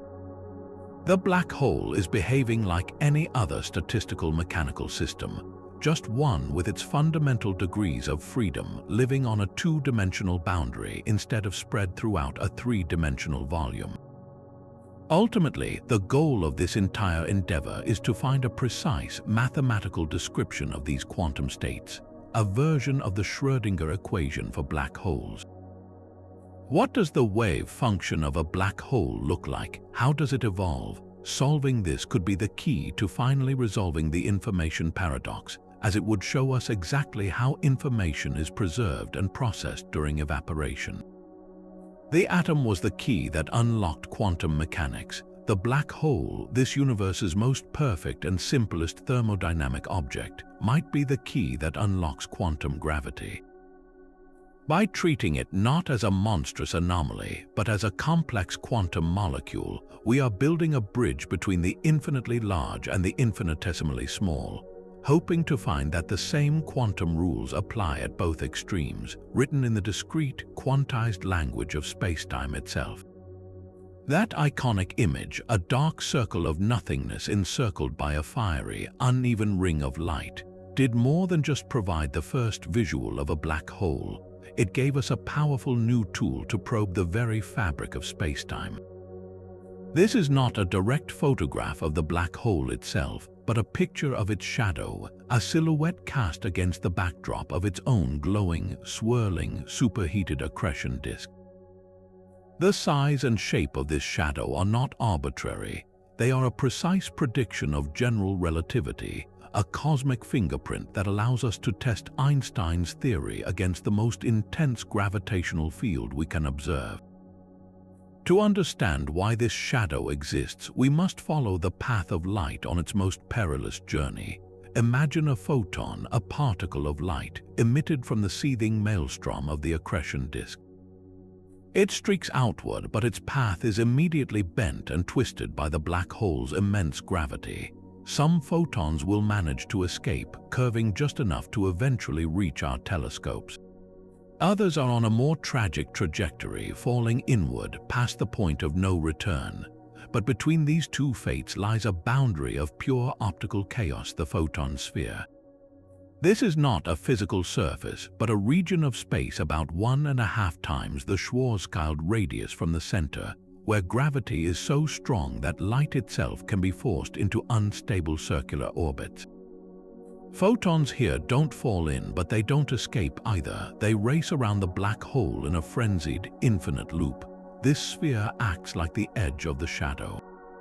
Any light that comes from inside this orbit is almost certain to be swallowed, creating the dark central region. The bright ring we see is composed of the photons that skimmed the very edge of this abyss, making a hairpin turn around the black hole before managing to flee in our direction. General relativity makes a very specific prediction about the size of this shadow. For a simple, non-rotating black hole, the shadow should be a perfect circle with a diameter approximately 5.2 times the Schwarzschild radius.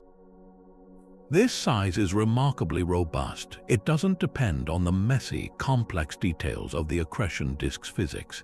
It is a direct measure of the black hole's mass and the geometry of the spacetime it creates. When the Event Horizon Telescope collaboration measured the shadow of the supermassive black hole M87 star, the observed size was within the margin of error of this prediction, a stunning confirmation of general relativity working flawlessly even under these extreme conditions. But the true power of this measurement lies in its potential to find something wrong. If future, even more precise observations were to detect a shadow that is consistently larger or smaller than general relativity predicts, it would be a monumental discovery. A smaller shadow could suggest that the black hole is actually more massive than we think, or it could hint at exotic new physics, like the existence of additional spatial dimensions that alter how gravity behaves at small scales. A larger shadow might indicate that our understanding of the black hole's spin is off, or it could point toward alternative theories of gravity, such as modifications to Einstein's equations that become important in ultra-strong fields. The shadow size is a cosmic ruler, and any deviation from its expected length would force us to redraw our maps of reality. Perhaps even more telling than the size is the shape of the shadow. While a non-spinning black hole casts a perfect circular shadow, a rotating Kerr black hole is a different beast entirely.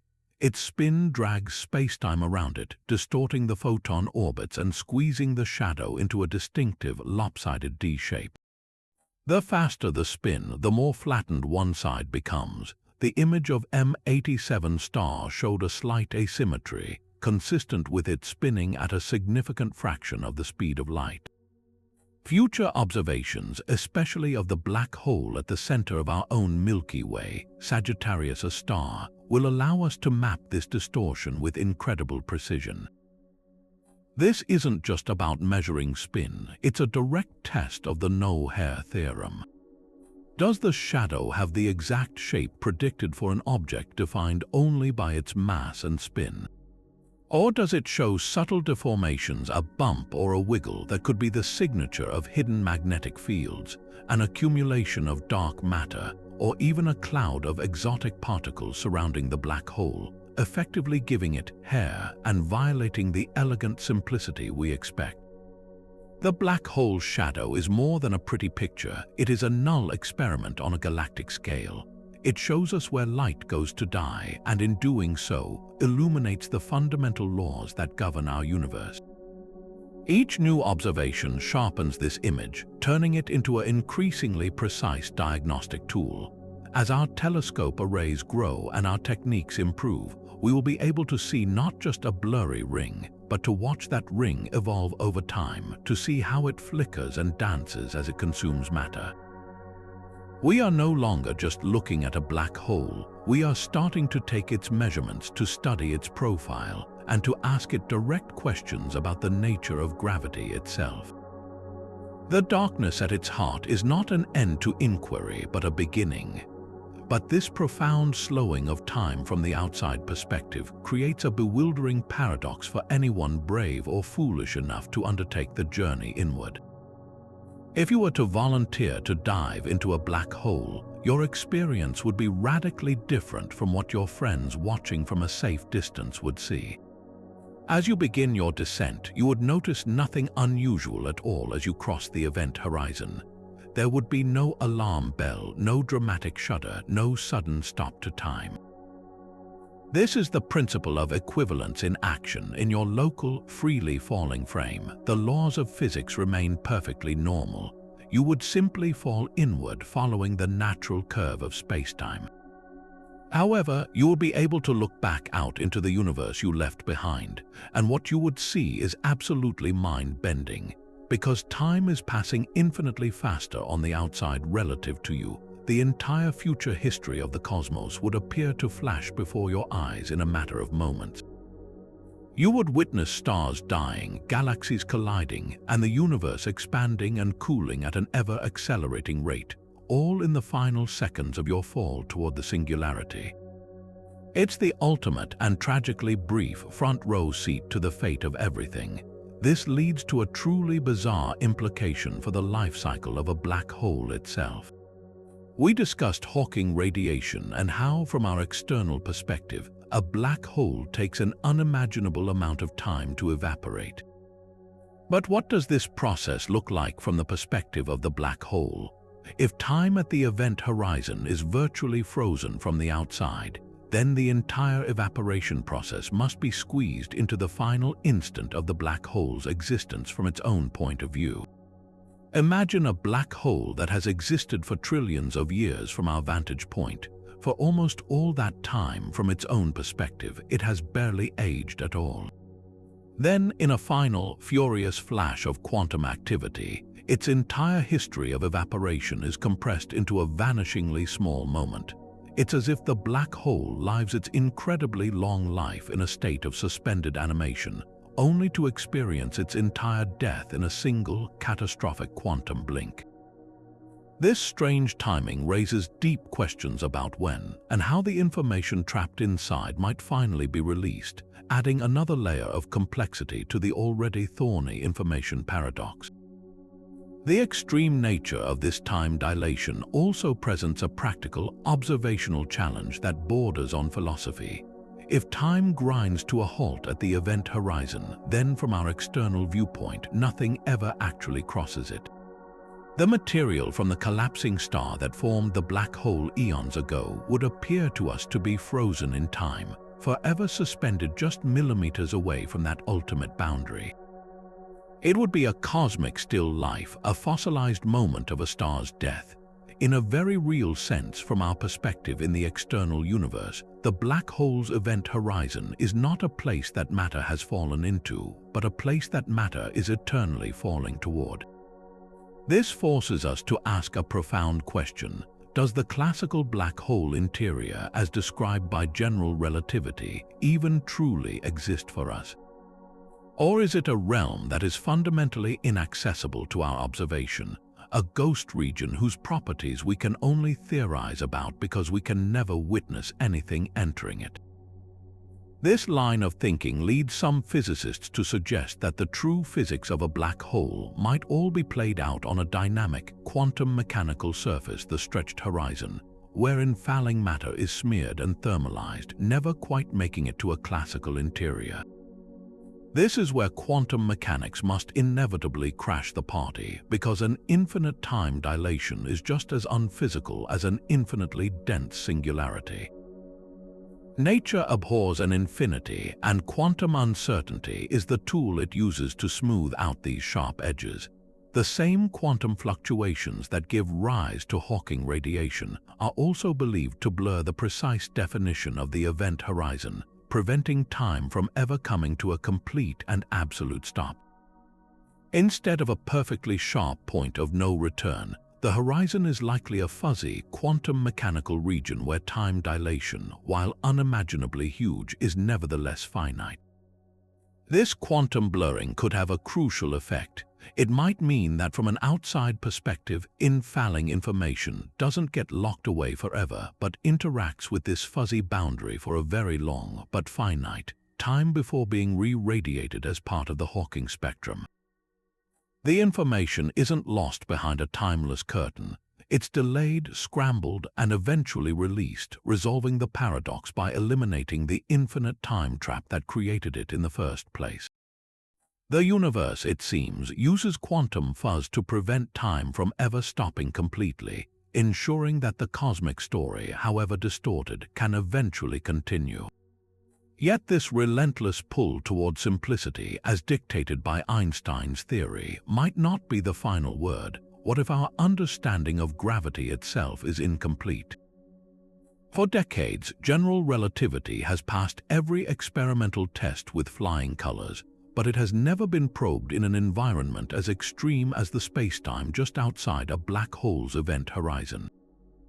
This brings us to our 20th mystery. In alternative theories of gravity, could black holes actually possess hair? Could they carry additional properties beyond mass, charge, and spin, subtle features that would betray the presence of physics beyond Einstein? The idea of hair in this context is a playful term for any additional characteristic that would make one black hole distinguishable from another with identical mass, charge, and spin.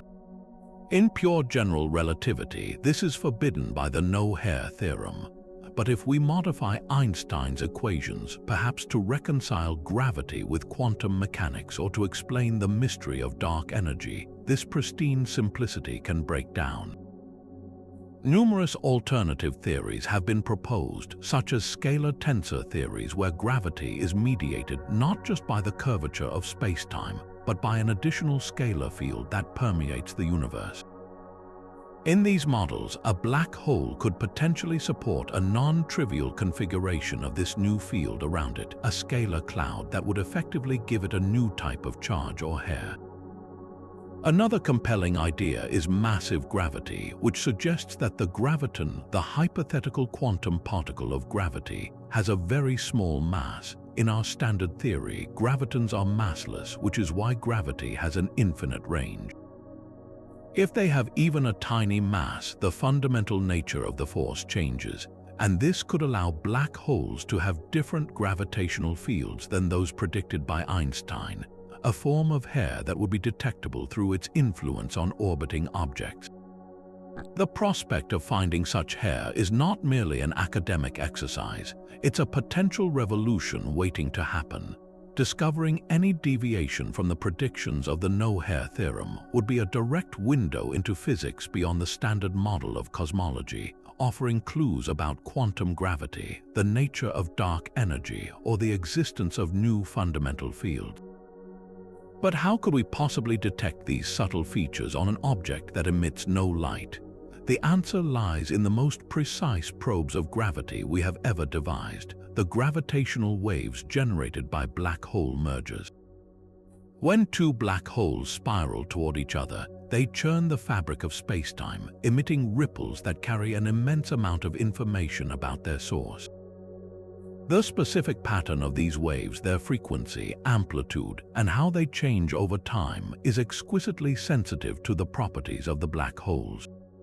In general relativity, the entire waveform is determined solely by the masses and spins of the two objects.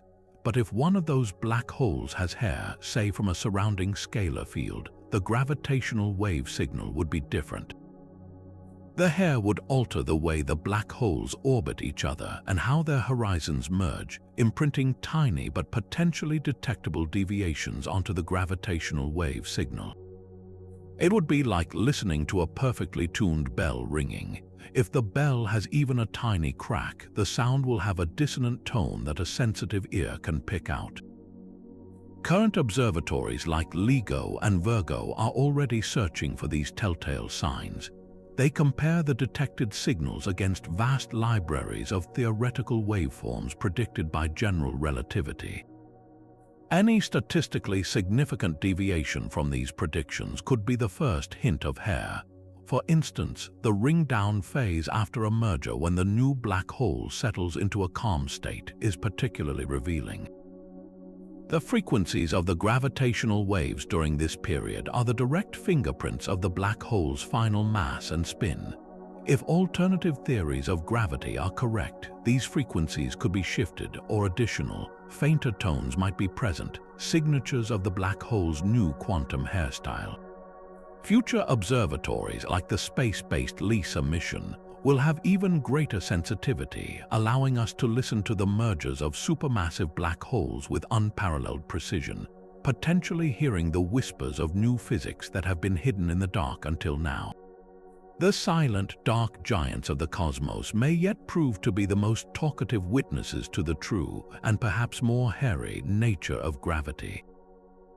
But what if the key to understanding the unfathomable depths of a black hole isn't to look inside at all, but to carefully study its surface? This is the radical proposal at the heart of the holographic principle, a concept so profound it suggests that our entire three-dimensional reality might be nothing more than a projection from a two-dimensional surface, like a cosmic hologram.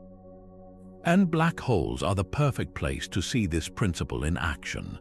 The mystery we're facing is whether this breathtaking idea truly resolves the puzzles of the black hole interior, or simply repackages them into a new, equally baffling form. It all starts with that astonishing discovery we discussed earlier. A black hole's entropy, its hidden information, is proportional to the area of its event horizon, not its volume. In our everyday world, the number of ways you can arrange the pieces of a system, the number of bits of information it can hold, grows with its volume.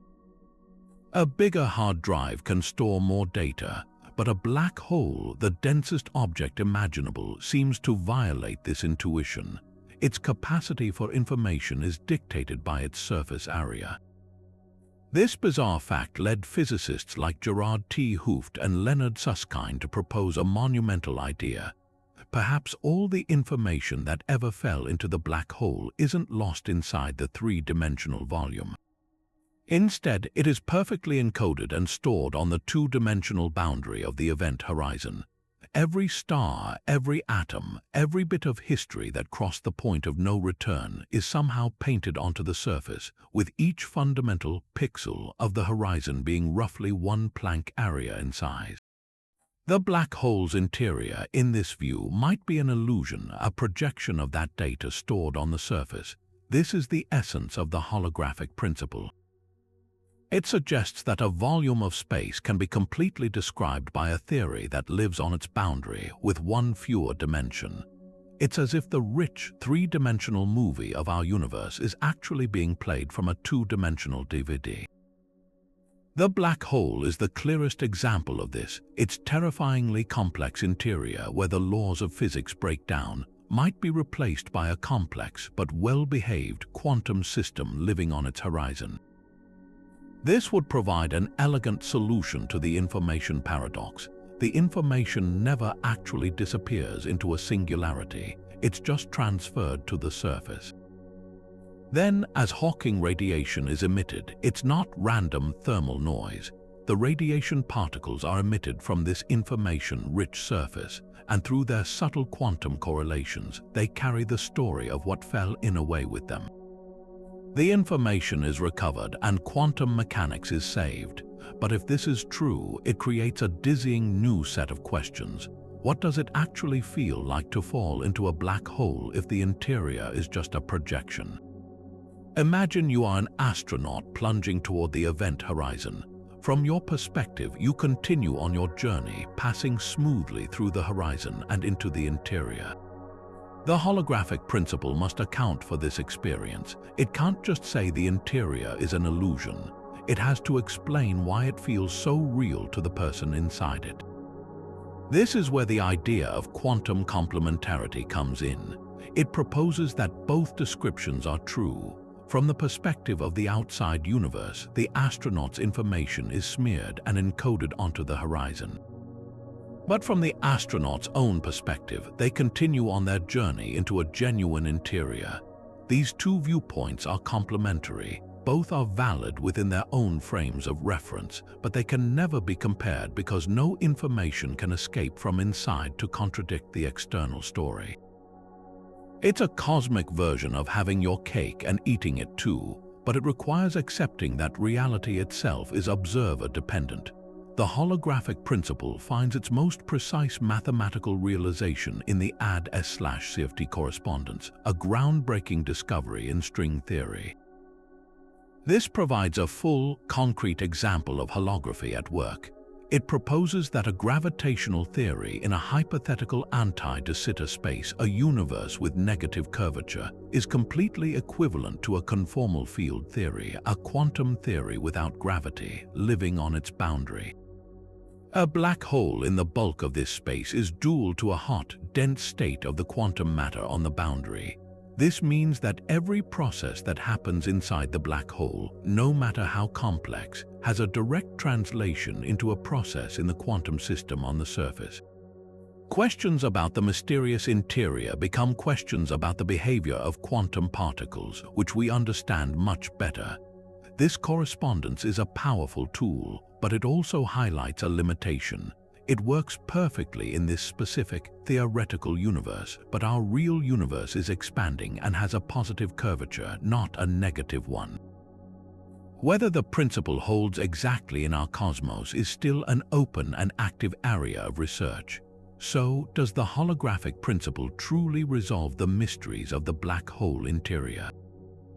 In a way, it dissolves them. It suggests that the singularities and infinite densities are artifacts of our classical, three-dimensional perspective. The true, fundamental description of the black hole is the quantum system on its surface. The interior is an emergent, approximate reality, much like the three-dimensional world of a video game emerges from the two-dimensional code on a disk. The paradoxes of information loss and firewalls may simply vanish when we adopt this more fundamental, two-dimensional viewpoint. However, for many, this feels less like a solution and more like a spectacularly clever change of subject. It doesn't explain the interior, it explains it away. The mystery of what an infalling observer experiences is replaced by the mystery of how a two-dimensional quantum system can give rise to the convincing illusion of a three-dimensional world with its own laws of physics. We trade one profound puzzle for another, but in doing so, we might just be taking the first step toward a much deeper understanding of reality, where space, time, and even dimension itself are not fundamental, but emergent properties of a vast, interconnected quantum network. Imagine the sound of two black holes colliding, that now famous gravitational wave chirp followed by the clean ring down as the new object settles into a quiet, smooth horizon. This is the sound of a black hole obeying the no-hair theorem, a single, pure tone fading into the silence of space. But what if that silence was broken? What if after the main event there was a faint, repeating whisper, an echo? That is the tantalizing and highly controversial proposal behind one of the most debated mysteries in modern astrophysics, the search for gravitational wave echoes that could shatter our classical picture of a black hole's surface. The story begins with the incredible success of LIGO and Virgo. These observatories have given us not just the sound of mergers, but also precise data on the ring-down phase. According to general relativity and the no-hair theorem, this ring-down should be exceptionally clean. A newly formed black hole is like a bell that has been struck.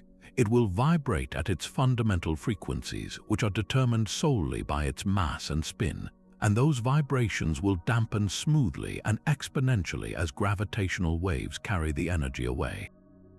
There should be no extra bumps, no secondary vibrations, no after sounds.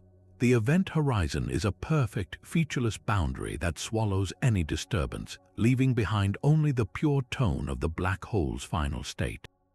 But if the event horizon is not the perfect classical membrane that Einstein's theory predicts, everything changes. If it has quantum structure, if it's a fuzzy, foamy region or even a solid, exotic surface as suggested by some theories like gravitational echoes or certain quantum gravity models, then it could partially reflect gravitational waves. Imagine shouting into a cave. You hear your voice directly, but you also hear the echoes bouncing off the hard walls. A black hole with an exotic horizon might act in a similar way. The initial loud ring down would be the direct signal, the sound of the black hole itself. But then, a fraction of the gravitational wave energy could bounce between this quantum structure and the angular momentum barrier of the black hole's gravitational potential, creating a series of faint, delayed copies of the original signal, distinct echoes that arrive at our detectors moments after the main event. Finding such an echo would be a monumental discovery, arguably one of the most important in the history of physics. It would be direct, observational evidence that the event horizon is not a classical one-way street, but a quantum structure with physical properties. This would immediately violate the classical no-hair theorem, which demands a perfectly smooth and absorbing boundary. A black hole that echoes has hair. It has a physical structure at its surface that can interact with and reflect energy. This would force a radical rewrite of our understanding of these objects. The implications point directly to the most intense debates in fundamental physics. For instance, the firewall paradox suggests the horizon could be a searing wall of energy. An exotic surface that causes echoes could be the physical manifestation of that firewall, a region of such intense and structured energy that it acts as a reflective barrier. Alternatively, these echoes could be the signature of a different kind of quantum horizon, like the surface of a theoretical gravastar, an exotic object proposed as an alternative to black holes where the interior is a bubble of dark energy and the event horizon is replaced by a thin, ultra-dense shell of matter. This shell would be completely dark to light, mimicking a black hole, but would reflect gravitational waves, producing the exact echo signal that some researchers claim to have found. The search for these echoes is a story of cutting-edge data analysis and fierce scientific debate. Shortly after the first LIGO detections, a few groups began reanalyzing the public data, applying algorithms to search for faint, repeating signals in the aftermath of the mergers. Some of their initial results sent shockwaves through the community, suggesting tentative evidence for echoes in several events. The statistical significance of these claims, however, is hotly contested. Other teams, including scientists within the LIGO collaboration itself, have performed their own analyses and found no such evidence, arguing that the purported signals are likely just noise or artifacts of the specific data processing techniques used. This back and forth is the scientific process at its most vital and challenging.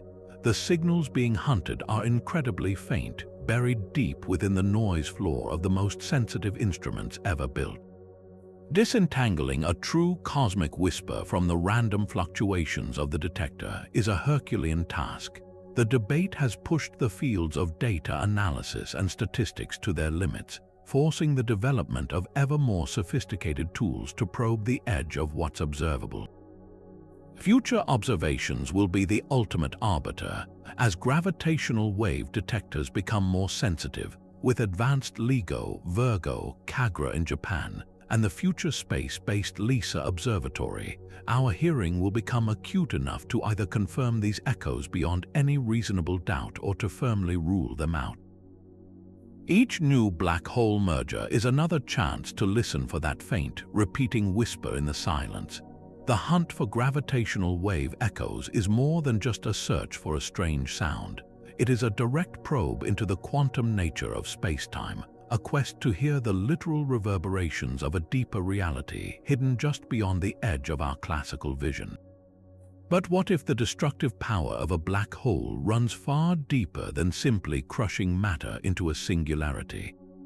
What if it can fundamentally unravel the very building blocks of reality in a way that even the most powerful particle accelerators on Earth cannot?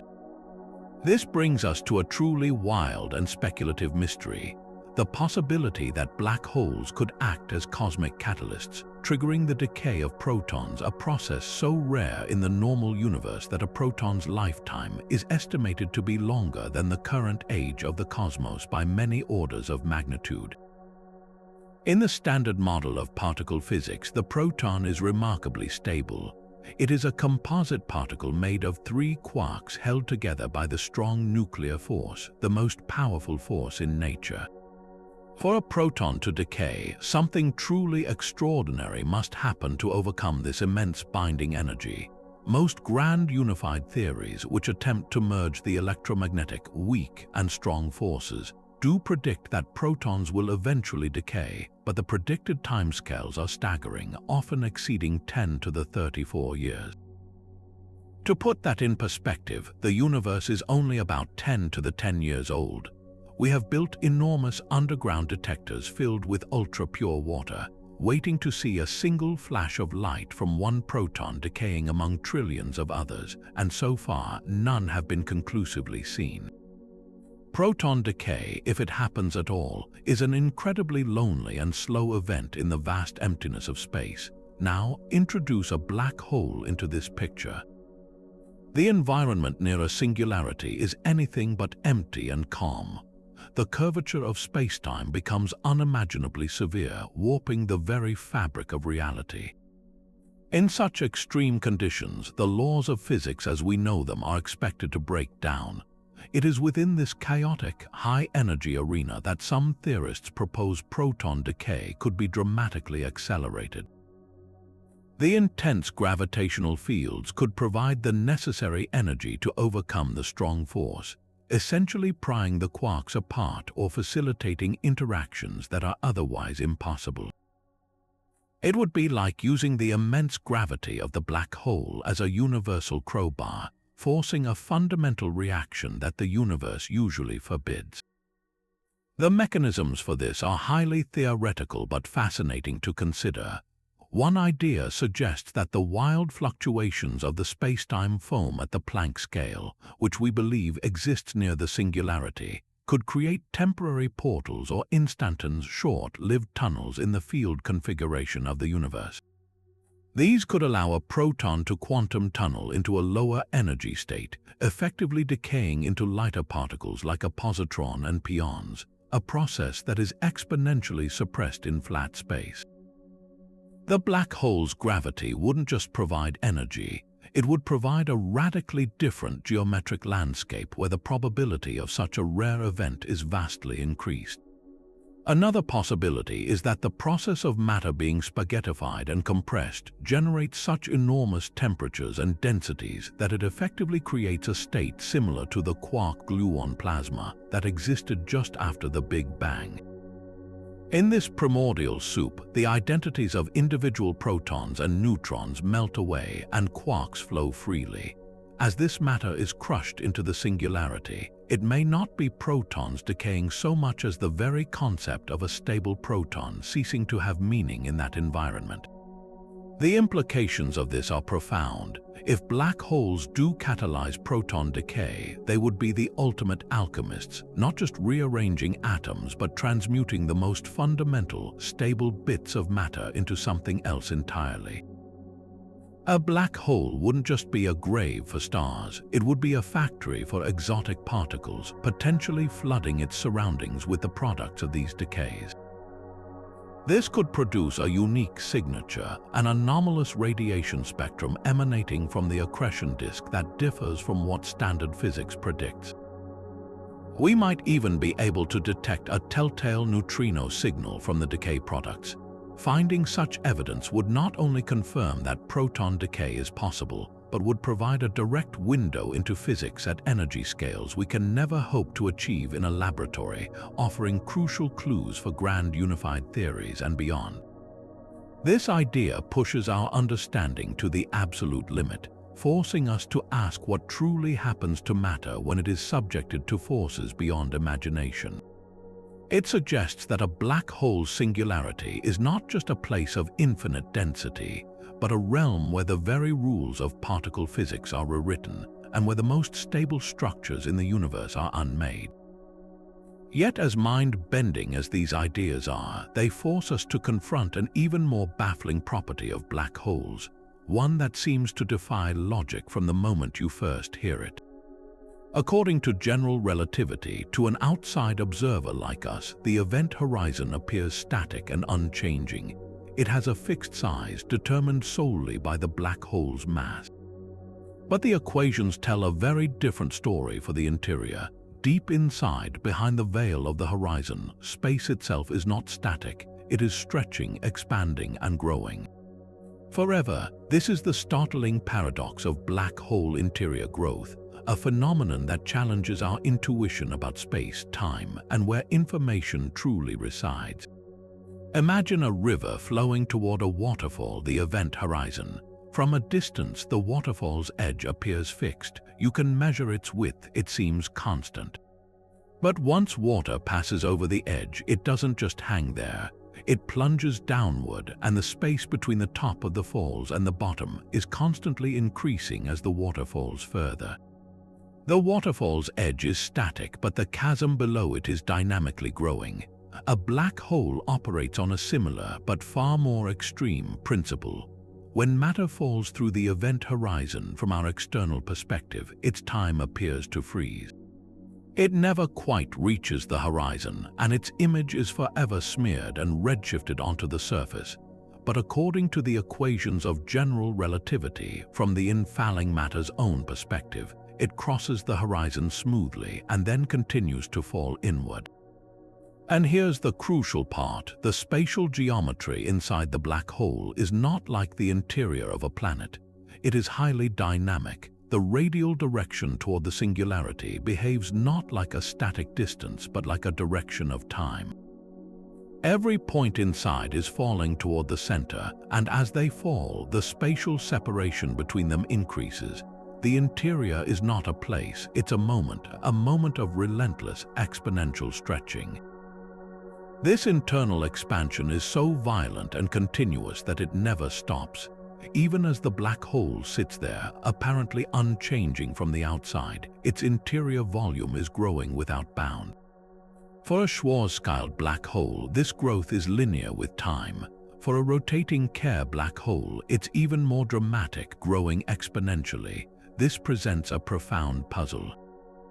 The outside of the black hole is defined by its mass, which is fixed unless it accretes new matter. It has a fixed entropy proportional to its area. But the inside seems to have a volume that just keeps getting bigger and bigger. What is this growing space for if the no-hair theorem is correct and the black hole is defined by only 3 numbers? Why does it need an ever larger interior? It's as if a building had a fixed, simple facade but an infinite, ever-expanding number of rooms behind it. The answer to this riddle appears to lie not in the classical realm of general relativity, but in the quantum concept of complexity. In quantum information theory, complexity is a measure of how difficult it is to create a particular quantum state from a simple starting point. It doesn't just count the number of possible states, that's entropy. It measures how many precise, logical operations are needed to build it. Think of it like this: entropy measures how many different ways you can arrange a deck of cards. Complexity measures how many shuffles it would take to get from a new, ordered deck to that specific arrangement. Now apply this to a black hole. When matter falls in, its information is scrambled and spread across the horizon. Initially, this scrambling process is rapid. But even after the information is fully scrambled and the black hole has reached thermal equilibrium, a state of maximum entropy, the quantum complexity of the system continues to increase. The quantum bits on the horizon keep interacting with each other in more and more intricate ways, becoming exponentially more complex to describe. Astonishingly, this growth of quantum complexity is precisely mirrored by the growth of the black hole's interior volume. The ever-expanding spatial geometry inside the horizon is not filled with more stuff. It's a geometric manifestation of the black hole's increasing quantum complexity. The interior isn't growing to store more information. The information is all stored on the horizon. It's growing to represent the deepening computational complexity of the quantum state on that horizon. This provides a breathtakingly elegant connection between geometry and information.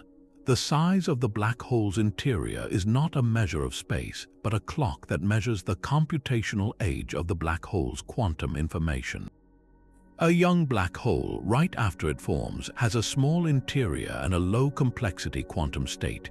An ancient black hole has a vast interior, representing an astronomically complex quantum computation that has been running on its surface for eons. This ties directly back to the holographic principle.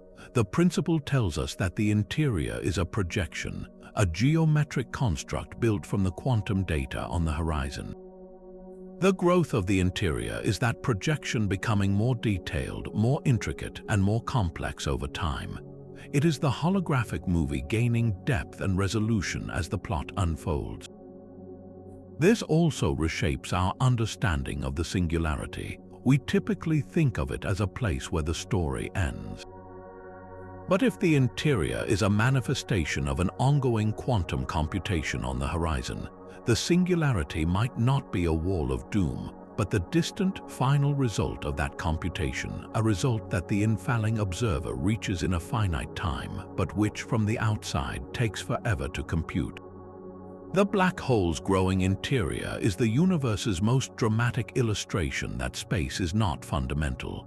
It is an emergent property, and its dynamics are choreographed by the invisible, relentless dance of quantum information evolving toward states of unimaginable complexity.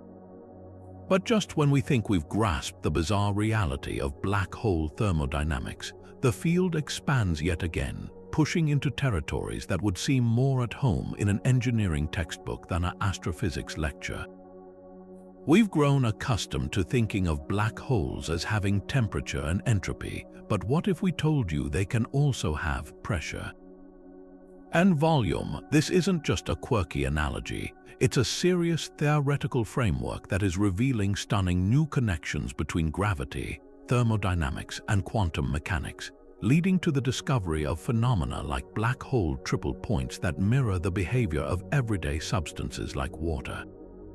The journey into this exotic landscape begins by placing the black hole in a box. More precisely, we consider it within a cosmological context, most notably in a universe with a positive cosmological constant at de Sitter space, which models our own accelerating universe dominated by dark energy. In this setting, the black hole is not alone. It is surrounded by a cosmic horizon, a boundary beyond which light can never reach us due to the accelerated expansion of space. This introduces a new variable into our thermodynamic equations, a cosmological constant which we can interpret as a form of pressure exerted on the black hole by the very fabric of the spacetime it resides in.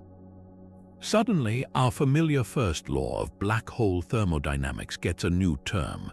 It's no longer just about changes in mass, angular momentum, and charge.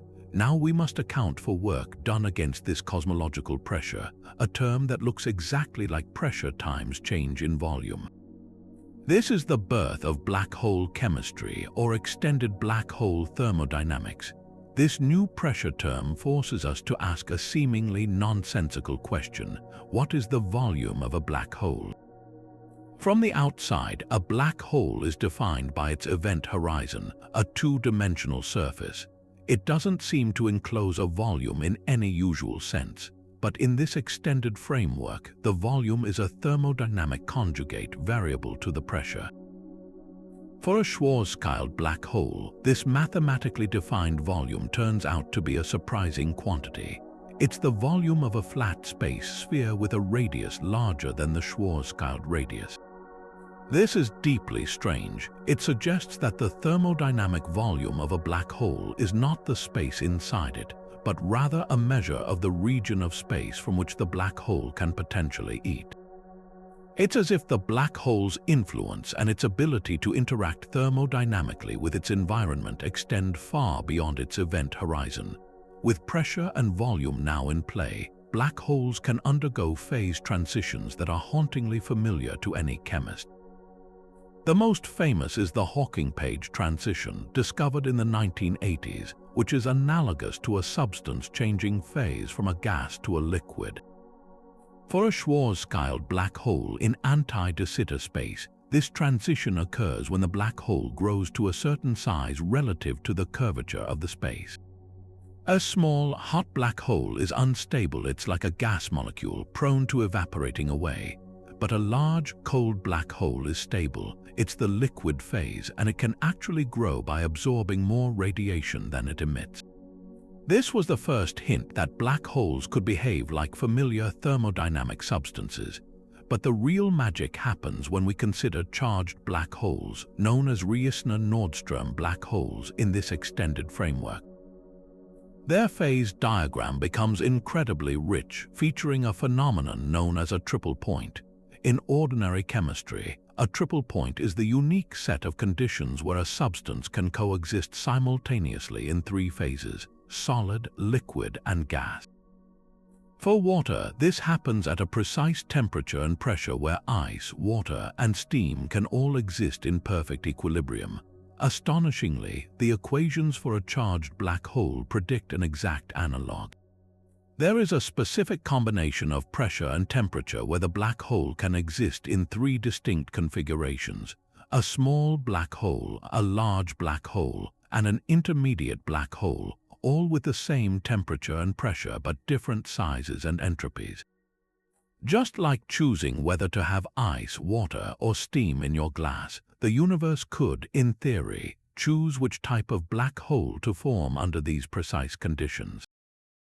These phase transitions aren't just mathematical curiosities, they are windows into the statistical mechanics of quantum gravity. In standard thermodynamics, the phase behavior of a gas emerges from the collective interactions of countless molecules. The fact that black holes exhibit the same behavior strongly suggests that their thermodynamics also emerges from the statistics of microscopic degrees of freedom. Every time a black hole transitions from a small to a large state, it's like it's undergoing a condensation process, and the details of that transition are dictated by the properties of the fundamental spacetime constituents, the atoms of gravity that we are still searching for. The critical exponents that describe the behavior near these phase transitions are universal, meaning they depend only on the symmetry of the system, not its details. By calculating these exponents for black holes and comparing them to known statistical models, we can get clues about the underlying quantum gravity theory. It's like having a fingerprint of the quantum microstructure of spacetime itself, all deduced by watching black holes change phase. This exploration into extended thermodynamics is transforming our view of black holes from simple, austere objects into complex thermodynamic systems with a rich and diverse range of behaviors. They can act like van der Waals fluids, they have heat capacities that can change sign, and their stability depends on their environment in ways that are just beginning to be understood. This framework is pushing us to see gravity not as a fundamental force in the traditional sense, but as an emergent phenomenon, a thermodynamic force that arises from the collective behavior of innumerable microscopic bits of quantum information. The pressure a black hole feels and the volume it occupies are not properties of a solitary object, but measures of its relationship with the dynamic, expanding universe it calls home, revealing that even the darkest objects in the cosmos are deeply entwined in the thermodynamic dance of all creation. After pushing the boundaries of physics with Hawking radiation and wrestling for decades with the paradox it created, Stephen Hawking spent his final years working on a new and surprisingly gentle idea to resolve the crisis. What if the key to saving information wasn't in some high-energy firewall or complex wormhole, but in something infinitely subtle and delicate, something he called soft hair? This poetic term refers to an almost imperceptible fuzz of low-energy particles surrounding a black hole, a consequence of the symmetries of spacetime itself, and it suggests that black holes might not be the perfect, featureless, baldy objects the no-hair theorem claims after all. The concept of soft hair is deeply rooted in a fundamental, yet often overlooked property of our universe, symmetry. In the 1960s, physicists discovered that the laws of nature possess an infinite number of symmetries, not just the obvious ones like rotation or movement through space. These are called supertranslations, and they are intimately connected to gravity and the way mass and energy bend spacetime. Whenever a particle falls into a black hole, it necessarily breaks some of these symmetries. And in physics, the breaking of a symmetry often leads to the emergence of a new, massless particle. In this case, that particle is an incredibly low-energy quantum, a soft graviton or soft photon, a whisper of gravity or light with nearly zero energy. These soft particles are the hair. They are not carried by the matter itself, but are excited from the vacuum of spacetime by the very act of something crossing the event horizon. Their existence is mandated by some of the most fundamental principles we know.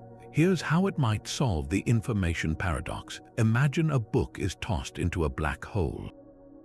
According to Hawking's final work, co-authored with Andy Strominger and Malcolm Perry, the information contained in that book isn't immediately lost or erased. Instead, the act of the book crossing the horizon disturbs the vacuum, exciting these soft particles and imprinting a subtle pattern onto them, a pattern that carries a record of the book's energy and momentum. It's like dipping your finger into a perfectly still pond. The ripples that spread out carry information about the dip, the finger's size, and the force you used. These soft hairs are the ripples on the surface of the black hole's spacetime. The information isn't stored inside the black hole. It's painted onto this faint, holographic halo of low-energy radiation surrounding it. Then, as the black hole evaporates via Hawking radiation, this soft hair could potentially interact with the outgoing particles, subtly tagging them with the information they need to carry. The information is preserved not by being violently projected back out, but by being gently combed into the radiation via these nearly weightless quantum strands. This proposal is elegant and compelling because it uses well-established physics symmetries and conservation laws rather than inventing entirely new mechanisms. It suggests that the information was never truly lost. It was just translated into a language, a spectrum of soft particles that we hadn't learned how to read yet. The black hole's hair isn't a dramatic new feature. It's a consequence of the universe's deepest operating principles, a natural and inevitable result of something falling into a gravity well. However, the soft hair proposal is far from a settled matter and remains highly controversial within the theoretical physics community. The central criticism is a practical one: capacity. The amount of information contained in even a simple object is astronomically large.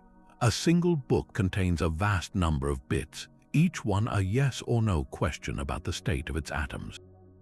The question is, can an array of infinitely low-energy particles actually store that much information? The soft hair excitations are incredibly subtle, and many physicists are skeptical that there are enough distinct states available in this soft radiation to account for the immense complexity of everything that falls in. It might be like trying to store the entire text of an encyclopedia using only the faint patterns of dust on its cover. The resolution might simply be too low. Another major challenge is retrieval. Even if the information is imprinted on the soft hair, how is it transferred to the Hawking radiation in a way that makes it recoverable? The process would have to be incredibly efficient and noise-free. Detecting such a faint signal, a whisper of information encoded in particles of almost zero energy, is a monumental challenge that borders on the impossible with any foreseeable technology. Critics argue that while the math of soft hair is beautiful and theoretically sound, it may not be sufficient to fully solve the hard, practical problem of information recovery. It might preserve the information in principle, but in a way that is effectively lost for any observer in the universe. Despite these controversies, Hawking's final idea has profoundly influenced the field. It shifted the conversation toward the deep connections between information, gravity, and the infinite symmetries of nature. It reinforced the idea that the solution to the paradox must lie not in monstrous new physics, but in a more complete understanding of the physics we already have. The debate over soft hair continues to drive research, pushing physicists to refine their calculations and explore the intricate relationship between quantum information and the fabric of spacetime. It stands as a testament to Hawking's relentless curiosity, a final, elegant attempt to tame the paradox he himself had unleashed, suggesting that even the universe's darkest secrets might be written in the faintest of cosmic scripts. But what if the very idea of a crushing, infinitely dense endpoint is just a mirage, a mathematical warning sign that our current theory has reached its breaking point? For decades, the singularity has been the ultimate full stop in our description of a black hole, the place where physics surrenders. Yet a revolutionary framework known as loop quantum gravity offers a breathtaking escape from this cosmic dead end, proposing that the pull of gravity is not all-conquering and that the story of matter falling into a black hole doesn't end, it rebounds. Loop quantum gravity approaches the problem of uniting general relativity with quantum mechanics from a radically different perspective than string theory. Instead of proposing tiny, vibrating strings, it suggests that space itself is not smooth and continuous, but is woven from a fabric of finite, one-dimensional loops. These loops form a network, a spin foam, creating a structure for spacetime that is granular at the tiniest possible scale, the Planck length. This granularity acts as a built-in regulator, just as a digital image can only be so sharp no matter how much you zoom in, space-time can only be curved so much. There is a fundamental limit to how tightly matter can be compressed, a quantum resistance that prevents the formation of a true singularity with infinite density. So what happens when matter is compressed to this ultimate quantum limit at the heart of a black hole? According to loop quantum gravity, it doesn't collapse into nothingness. Instead, the incredible gravitational energy that was pulling everything inward is suddenly met with an equal and opposite repulsive force generated by the quantum nature of space-time itself. It's the universe's ultimate safety valve. This repulsion becomes so powerful that it overwhelms the pull of gravity, causing the collapsing matter to bounce back. The black hole's center isn't a dead-end singularity. It's a quantum bridge, a turning point where collapse reverses into a rapid, explosive expansion. This leads to a scenario so profound it sounds like it was lifted from the pages of science fiction. The black hole could be a doorway to a new universe. In this model, the interior of a black hole may not connect to our own universe at all. The tremendous bounce at the center could birth an entirely new space-time, expanding into its own separate cosmos. From our external perspective, we would still see a black hole with an event horizon, behaving largely as Einstein predicted.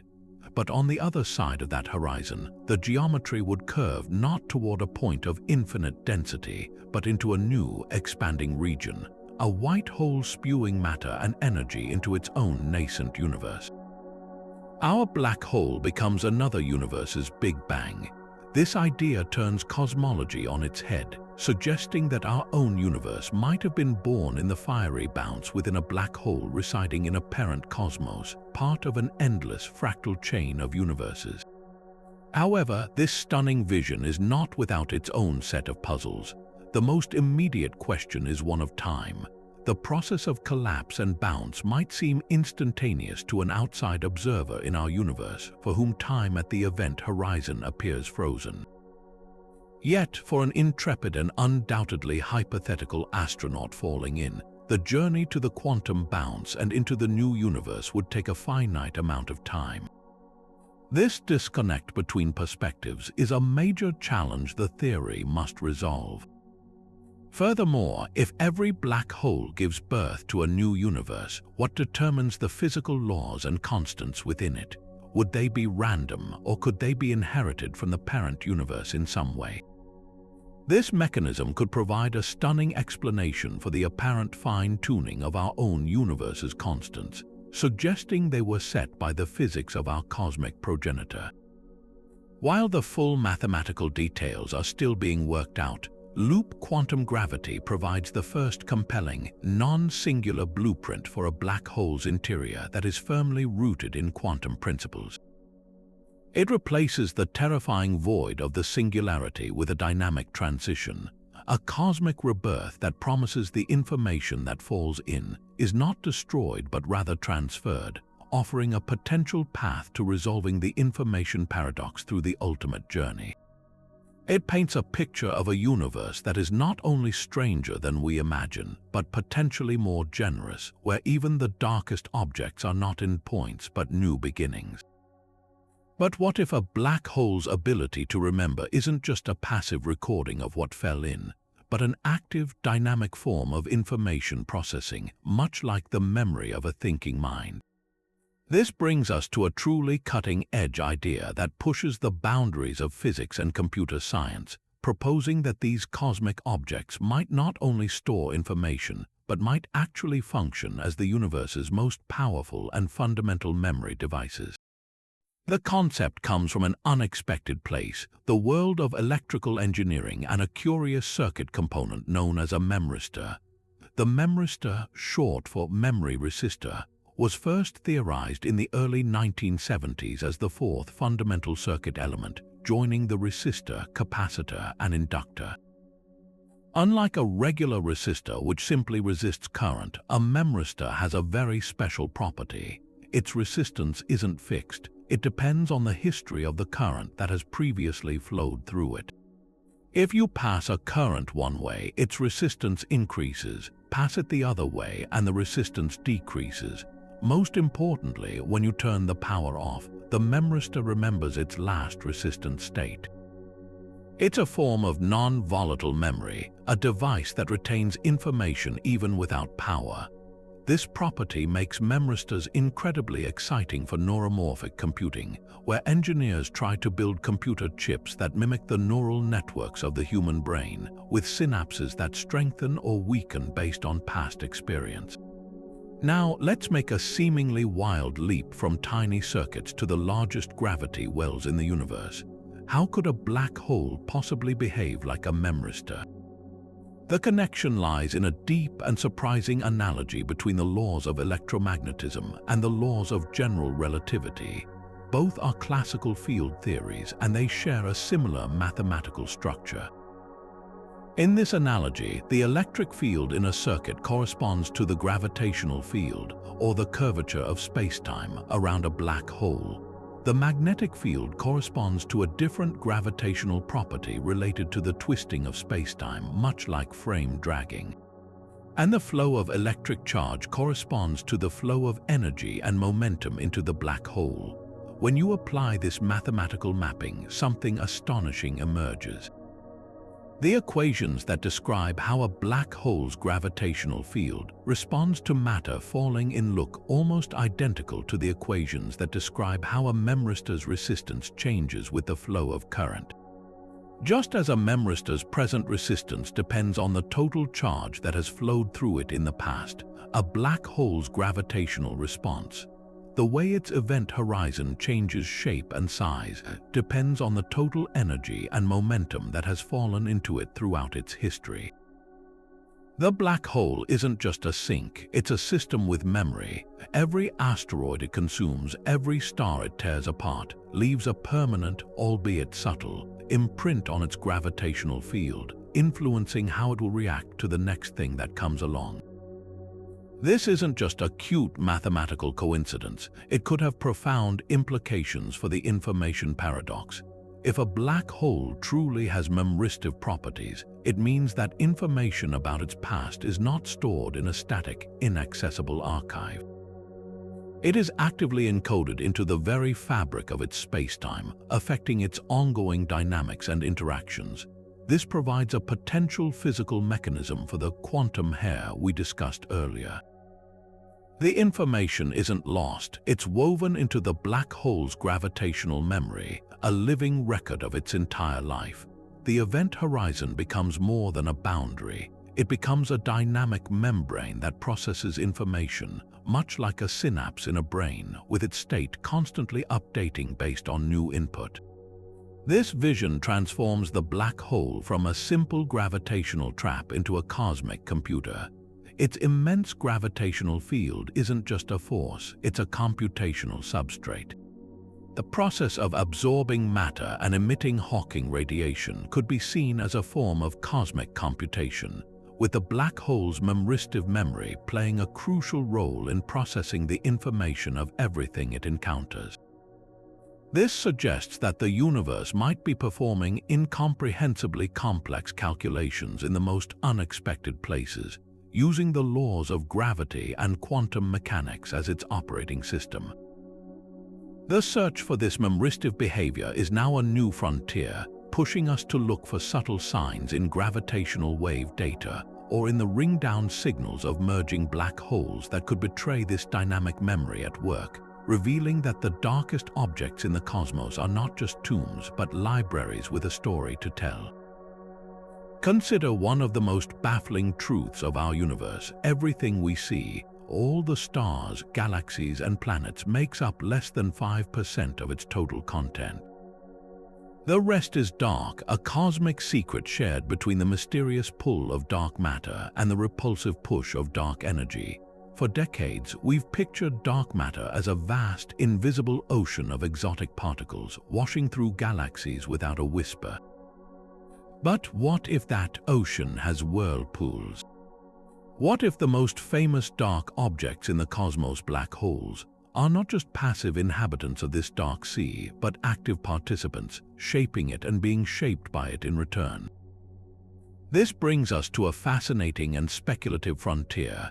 How might black holes interact with the dark matter that is believed to surround them? The most straightforward interaction is through gravity's relentless pull. A black hole sitting at the center of a galaxy is anchored deep within a vast halo of dark matter. This dark matter doesn't form a disk like stars and gas. It's thought to be a roughly spherical cloud or halo that envelops the entire galaxy. The black hole's gravity will naturally tug on the dark matter particles orbiting nearby. If those particles collide or otherwise lose energy, they could slow down and spiral inward, a process called dynamical friction. Over billions of years, this could lead to a significant overdensity of dark matter right around the black hole, a dense, dark cusp that further enhances the gravitational pull of the central monster. It's like a cosmic snowball effect where the black hole gathers a cloak of invisible matter, making itself even more effective at influencing its surroundings. But here's where the mystery deepens considerably. The nature of that interaction depends entirely on what dark matter actually is. If dark matter is made of weakly interacting massive particles, or WIMP, as many physicists have long suspected, then its behavior around a black hole gets very interesting. These particles would, by their very definition, rarely interact with each other or with normal matter. They would mostly just stream right through everything, including each other. This means they wouldn't form a traditional, swirling accretion disk like hydrogen gas does. They wouldn't collide and shed energy to fall in. Instead, they would be governed purely by gravity's rules, following elongated orbits that bring them close to the black hole before swinging them back out into the halo. Only a tiny fraction of them, those on trajectories that take them directly within the event horizon, would be captured.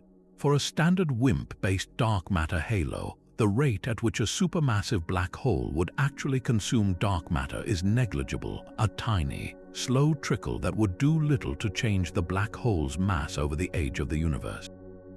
However, other dark matter candidates could lead to dramatically different outcomes.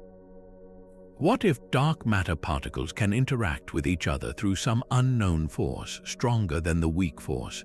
Or what if they are not particles at all, but something more exotic like a condensed field or a superfluid? In these models, the dark matter could behave more like a fluid experiencing friction and forming a true accretion flow onto the black hole. This would provide a constant, powerful fuel source, causing the black hole to grow at a rate that might not align with what we observe. The very size of the supermassive black holes we see could therefore place constraints on the possible interactions of dark matter, helping us rule out certain theoretical models. We could be using black holes as giant laboratories, their masses acting as cosmic scales that weigh the properties of the invisible matter that feeds them. This gravitational relationship isn't a one-way street. The dark matter halo doesn't just feed the black hole also sculpts the halo. Through a process called gravitational focusing, the intense gravity of the black hole can act like a lens, bending and concentrating the paths of dark matter particles that pass by. This can create intricate density patterns within the halo, ripples and spikes and wakes in the dark ocean.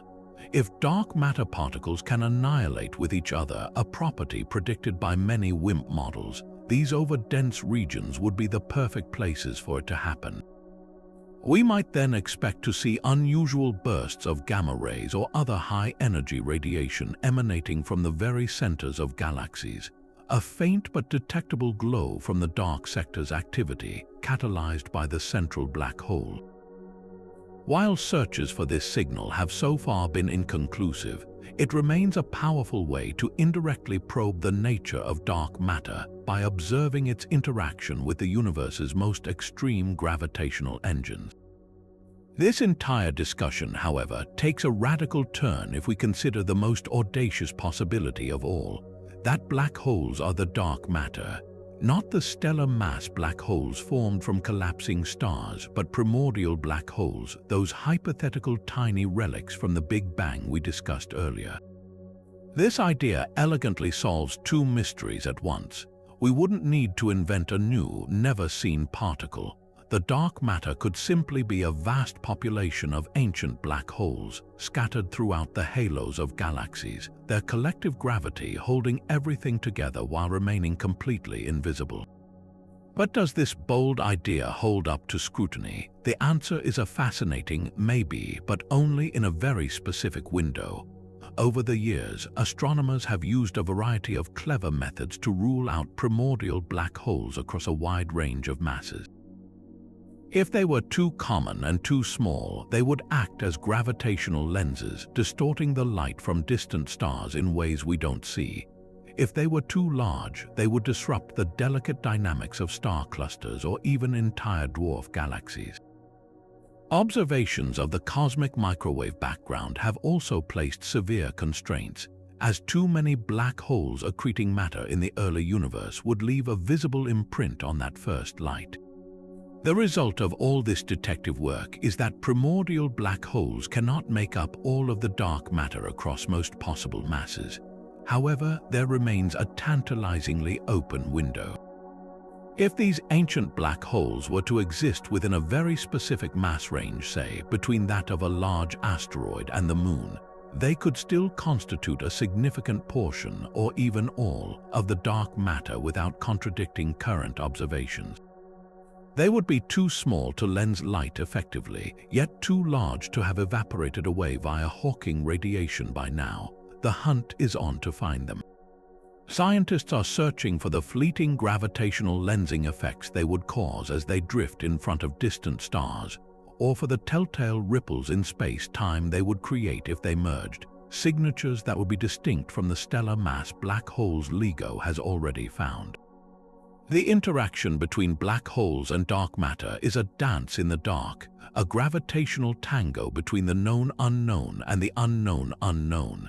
Every observation we make of a black hole's behavior, its growth, its movement, its influence on its galaxy, is also a subtle measurement of the dark matter environment it calls home.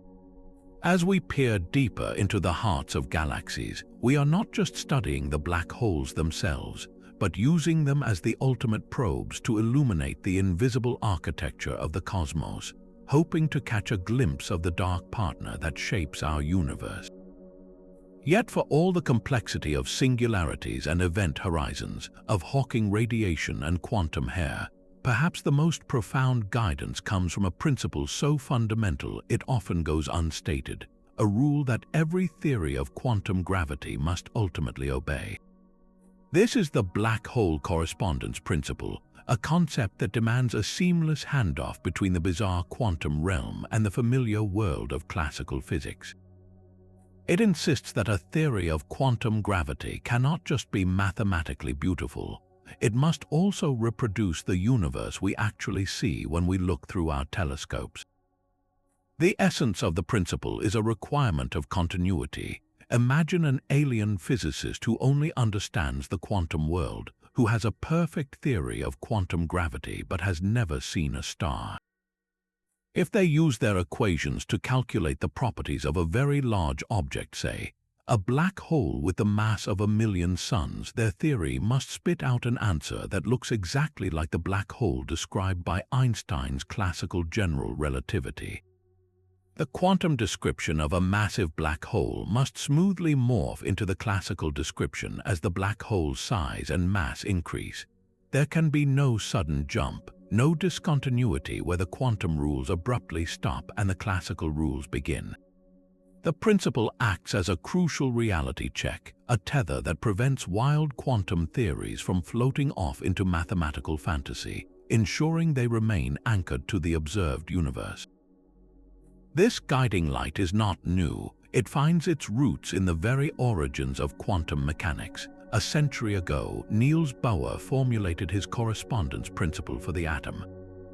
He stated that for very large quantum numbers like an electron orbiting a huge atomic nucleus, the predictions of quantum mechanics must smoothly blend into the predictions of classical mechanics.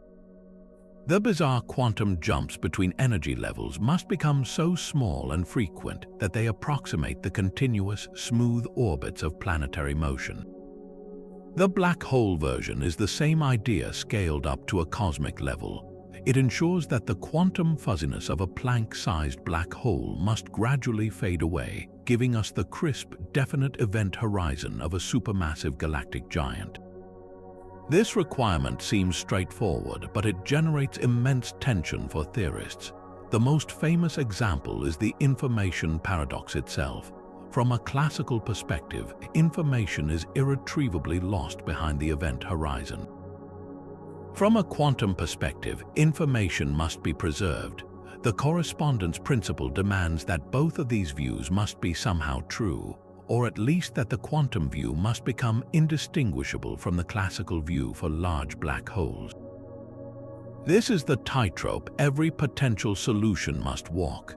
A theory that saves quantum information for a small black hole must also explain why that information becomes effectively lost and unrecoverable for a large black hole, creating the perfect illusion of a classical singularity from our external classical viewpoint. This tension forces us to ask what we truly mean by a classical black hole. Is it a fundamental object, or is it merely an emergent, approximate description? A convenient fiction that works well for large scales but breaks down when we look too closely. The correspondence principle suggests the latter.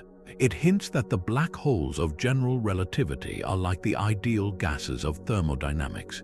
We can describe a gas perfectly well using temperature and pressure without knowing a thing about the individual atoms zipping around inside. But if we want to understand why a gas has the properties it does, we must descend to the atomic level. Similarly, to truly understand a black hole's entropy or its information processing capabilities, we must descend to the level of its quantum microstates. The smooth, classical horizon is not the whole truth. It is the macroscopic average of a seething quantum system. Where this principle leads us is toward a truly radical idea. Space-time itself may be emergent. The correspondence principle doesn't just require that quantum black holes look classical when they're big. It suggests that classical space-time might not be a fundamental stage but a derivative concept that arises from a more basic, non-spatial quantum reality. The three-dimensional volume inside a black hole with its classical geometry could be a holographic projection of the two-dimensional quantum information living on its boundary. In this view, the smooth transition demanded by the correspondence principle is the process by which this illusion of space solidifies, becoming so convincing and robust for large systems that we can no longer tell it's an illusion. The principle is the bridge between the abstract quantum code and the tangible cosmic geometry we inhabit. Ultimately, the black hole correspondence principle is more than just a technical guideline. It is a philosophical commitment to a single, unified reality. It is a declaration that the universe is not schizophrenic, that it does not operate by one set of rules for small things and another for large. There is one set of rules, and a theory of quantum gravity must reveal them in their entirety, showing how the infinite and the infinitesimal are woven together into the single, coherent tapestry of existence. It is the final and greatest mystery because it is the rule that all other mysteries must ultimately obey, the silent governor ensuring that our quest to understand the darkness leads us not away from the world we know, but to a deeper, more complete vision of its hidden heart. From the enigmatic information paradox to the mind-bending holographic principle, our journey through these 30 unsolved mysteries reveals a universe far stranger and more wonderful than we could have ever imagined. We've seen how black holes are not merely cosmic vacuum cleaners but complex thermodynamic engines, potential gateways to other universes, and perhaps even the ultimate quantum computers. Each mystery peels back another layer, showing us that these dark giants are the key that could unlock a unified theory of physics, a theory of quantum gravity that seamlessly weaves together the very large and the very small. This isn't just an academic exercise, it is a fundamental quest to understand the fabric of reality itself, to read the cosmic code written in the most extreme environments nature has to offer. Yet for every question we've explored, a dozen more emerge from the shadows. The debate between firewalls and fuzzy horizons, the search for gravitational wave echoes, and the tantalizing possibility of quantum hair all point toward a reality that is deeply interconnected and profoundly mysterious. These puzzles remind us that awe and confusion are not opposites but companions on the path to discovery. They deepen our respect for the universe's complexity and fuel our curiosity to keep looking, keep questioning, and keep wondering about the infinite darkness above. This ongoing quest is a testament to human curiosity. It's a story that spans from Einstein's revolutionary insights to the cutting-edge data from observatories like LIGO and the Event Horizon Telescope, a global effort to listen to and see the unseeable. The journey toward a theory of quantum gravity is one of the greatest adventures in science, a puzzle that requires us to rethink our most basic concepts of space, time, and information.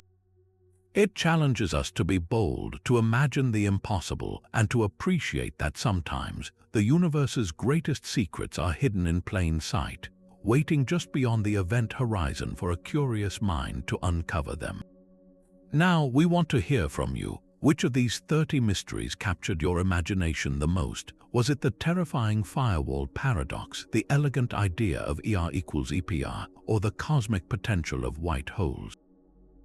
Share your thoughts in the comments below. Let's continue this conversation and explore the cosmos together. If you've enjoyed this dive into the unknown, make sure to subscribe and hit the notification bell so you don't miss our next adventure into the depths of space, time, and mystery. The universe is full of wonders and we're just getting started. Thank you for watching and never stop looking up.